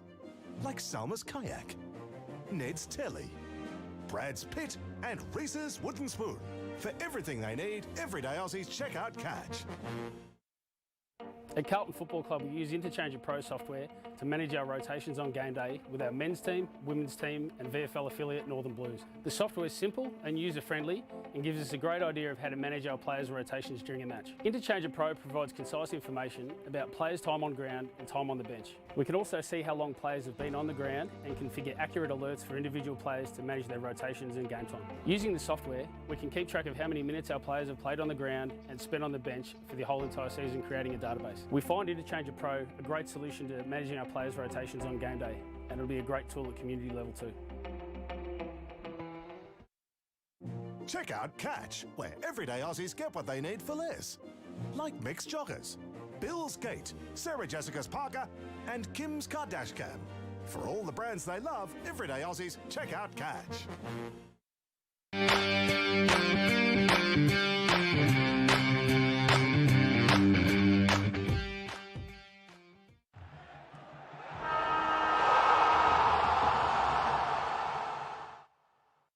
Check out Catch, where everyday Aussies are getting great deals, like Justin's Timber Rake, Sylvester's Cologne, Celine's Dijon, and Camilla's Pasta Bowls. For millions of products, everyday Aussies check out Catch.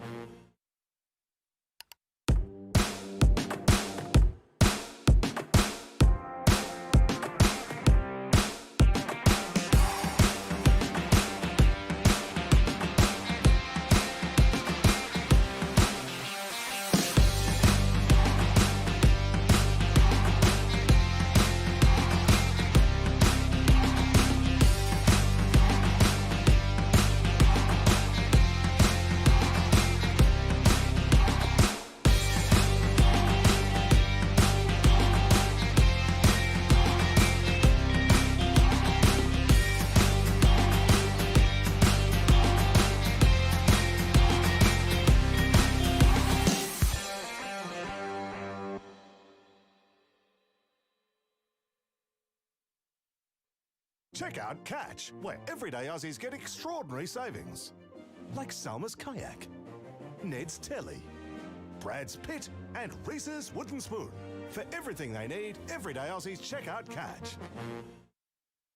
At Carlton Football Club, we use Interchange Pro software to manage our rotations on game day with our men's team, women's team and VFL affiliate Northern Blues. The software is simple and user-friendly and gives us a great idea of how to manage our players' rotations during a match. Interchange Pro provides concise information about players' time on ground and time on the bench. We can also see how long players have been on the ground and configure accurate alerts for individual players to manage their rotations and game time. Using the software, we can keep track of how many minutes our players have played on the ground and spent on the bench for the whole entire season, creating a database. We find Interchange Pro a great solution to managing our players' rotations on game day, and it'll be a great tool at community level too.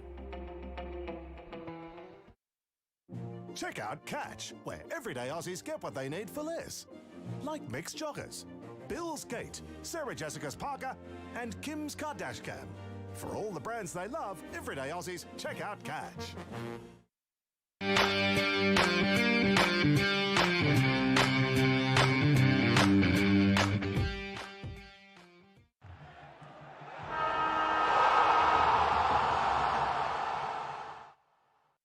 Check out Catch, where everyday Aussies are getting great deals, like Justin's Timber Rake, Sylvester's Cologne, Celine's Dijon, and Camilla's Pasta Bowls. For millions of products, everyday Aussies check out Catch.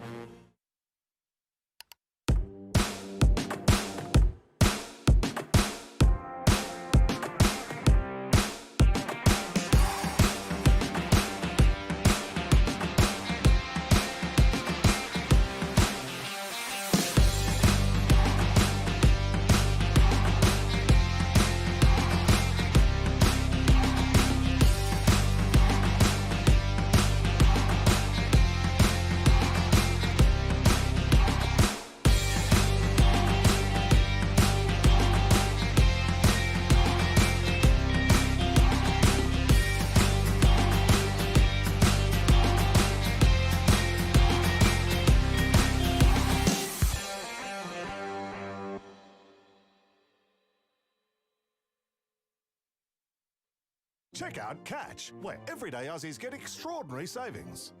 Like Salma's Kayak, Ned's Telly, Brad's Pit and Reese's Wooden Spoon. For everything they need, everyday Aussies check out Catch. At Carlton Football Club, we use Interchange Pro software to manage our rotations on game day with our men's team, women's team and VFL affiliate Northern Blues. The software is simple and user-friendly and gives us a great idea of how to manage our players' rotations during a match. Interchange Pro provides concise information about players' time on ground and time on the bench. We can also see how long players have been on the ground and configure accurate alerts for individual players to manage their rotations and game time. Using the software, we can keep track of how many minutes our players have played on the ground and spent on the bench for the whole entire season, creating a database. We find Interchange Pro a great solution to managing our players' rotations on game day, and it'll be a great tool at community level too. Check out Catch, where everyday Aussies get what they need for less. Like Mixed Joggers, Bill's Gate, Sarah Jessica's Parker and Kim's Kardashcam. For all the brands they love, everyday Aussies check out Catch.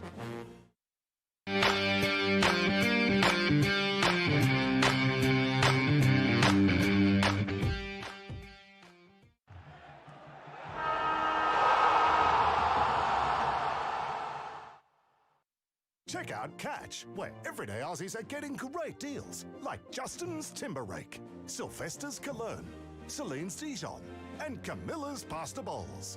For millions of products, everyday Aussies check out Catch.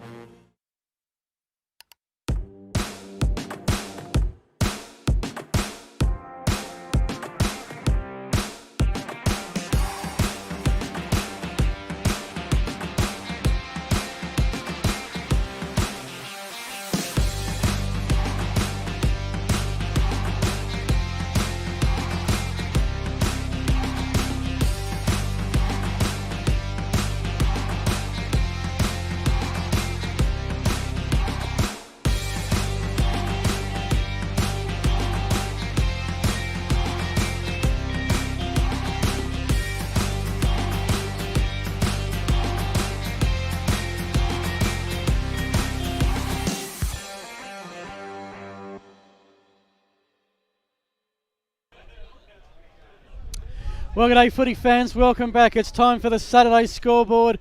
A full round of action in the Adelaide Footy League. We've got a stack of A-grade results to give to you. Let's start in Carnet Division 7. One result has come through, and Central United, who were the Wooden Spooners in Division 7 last year, have started the year in great fashion. 48-point winners over OSB Lonsdale, 16-11 to 9-5. Great result as well for the Rosewater Bulldogs. They went down a division from 5 to 6. It's paid instant dividends. They've defeated Ingle Farm at home by 26 points, 11-9 to 6-13. Blackfriars, they've opened the season with a huge win, 121 points over Mawson Lakes.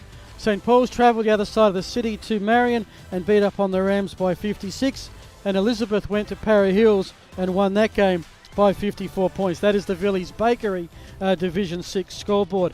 Looking at Division 5, we've got some results in here. Fitzroy came from behind, I think, 14-4-88.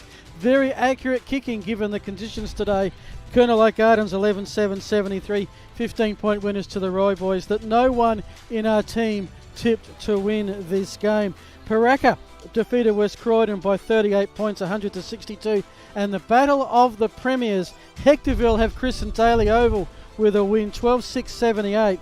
Lockley 6-4-40. The Hounds of Hectorville by 38 points. Moving to the 9 News Division 4, some scores are in there. Defending champions Walkerville took care of Mitcham, 53 points. Walkerville 18-9, 117. Mitcham 8-16-64. The big score was at Morphy Park's Kellett Reserve, where the Rouge 26-15, 171 beat Woodville South 8-8-56 by 115 points. You go to Pembroke, the undefeated regular season team bowed out in the finals. They beat Kilburn by 45 points, 19 goals for. Again, great kicking today, 118. Kilburn 11-7-73. And a bit of an upset. Jeps Cross at home, 9-5-59, beat Hope Valley 8-8-56, a 3-point difference. Gardell Security, Division 3. There's a score here you won't believe, but Westminster Old Scholars beat Plimpton by 28 points, 14-11-95 to 9-13-67. Golden Grove won, but only just. The Kookaburras defeating Gazer 11-9-75. Gazer kicked 9-18. 7 more scoring shots, fell by 3 points. They're probably thinking, what is there? And then the score that will probably have some reverberations around the league at Flinders Park. At half-time, Flinders Park led by 100 points. At game's end, it was Flinders Park, 34 goals, 29, 233. To the returning Portland side, 2-2-14. That difference, 219 points. Breakthrough Mental Health Division 2. Well, we've got all the scores there. Seaton Ramblers went down to Glenunga. Glenunga, their first win in Division 2, went winless last year. 15-13-103. Seaton 6-9-45. Athelston, they went back to Div 2. Their first win since the Div 2 title in 2019. 11-10-76 to Scotch Old Collegians 5-9-39. A 37-point win. Henley and Old Ignatians, close battle there. Came down to kicking. Henley 11-9-75. Beat Old Ignatians 9-11-65. 10 points to the Sharks. Foss Camden over Sacred Heart. 10-9-69 to 8-9-57. 2 straight kicks the difference there. And Broadview at home defeated Salisbury North 10-11-71. Salisbury North 7-8-50. That leaves us with just the Division 1 games. Well, the upset. Tea Tree Gully back in Div 1. They've opened with a win against the heavily recruiting Payneham Norwood Union. The Gullies came from behind. They were 18 points behind at half time. And if this score is right, Payneham were goalless in the second half. That's what the scores told me. Tea Tree Gully goalless in the final quarter. Tea Tree Gully 4-0. Gullies won by 6 points, 10-8-68. Payneham Norwood Union 8-14-62. Prince Alfred beat Port Districts 9-18-72 to 3-6-24. 8-goal win there. St Peter's were threatened but ended up 19-point winners over Adelaide Uni. The Saints 10-8-68. Adelaide Uni 7-7-49. And Ross Trevor broke away from Unley early and kept it that way.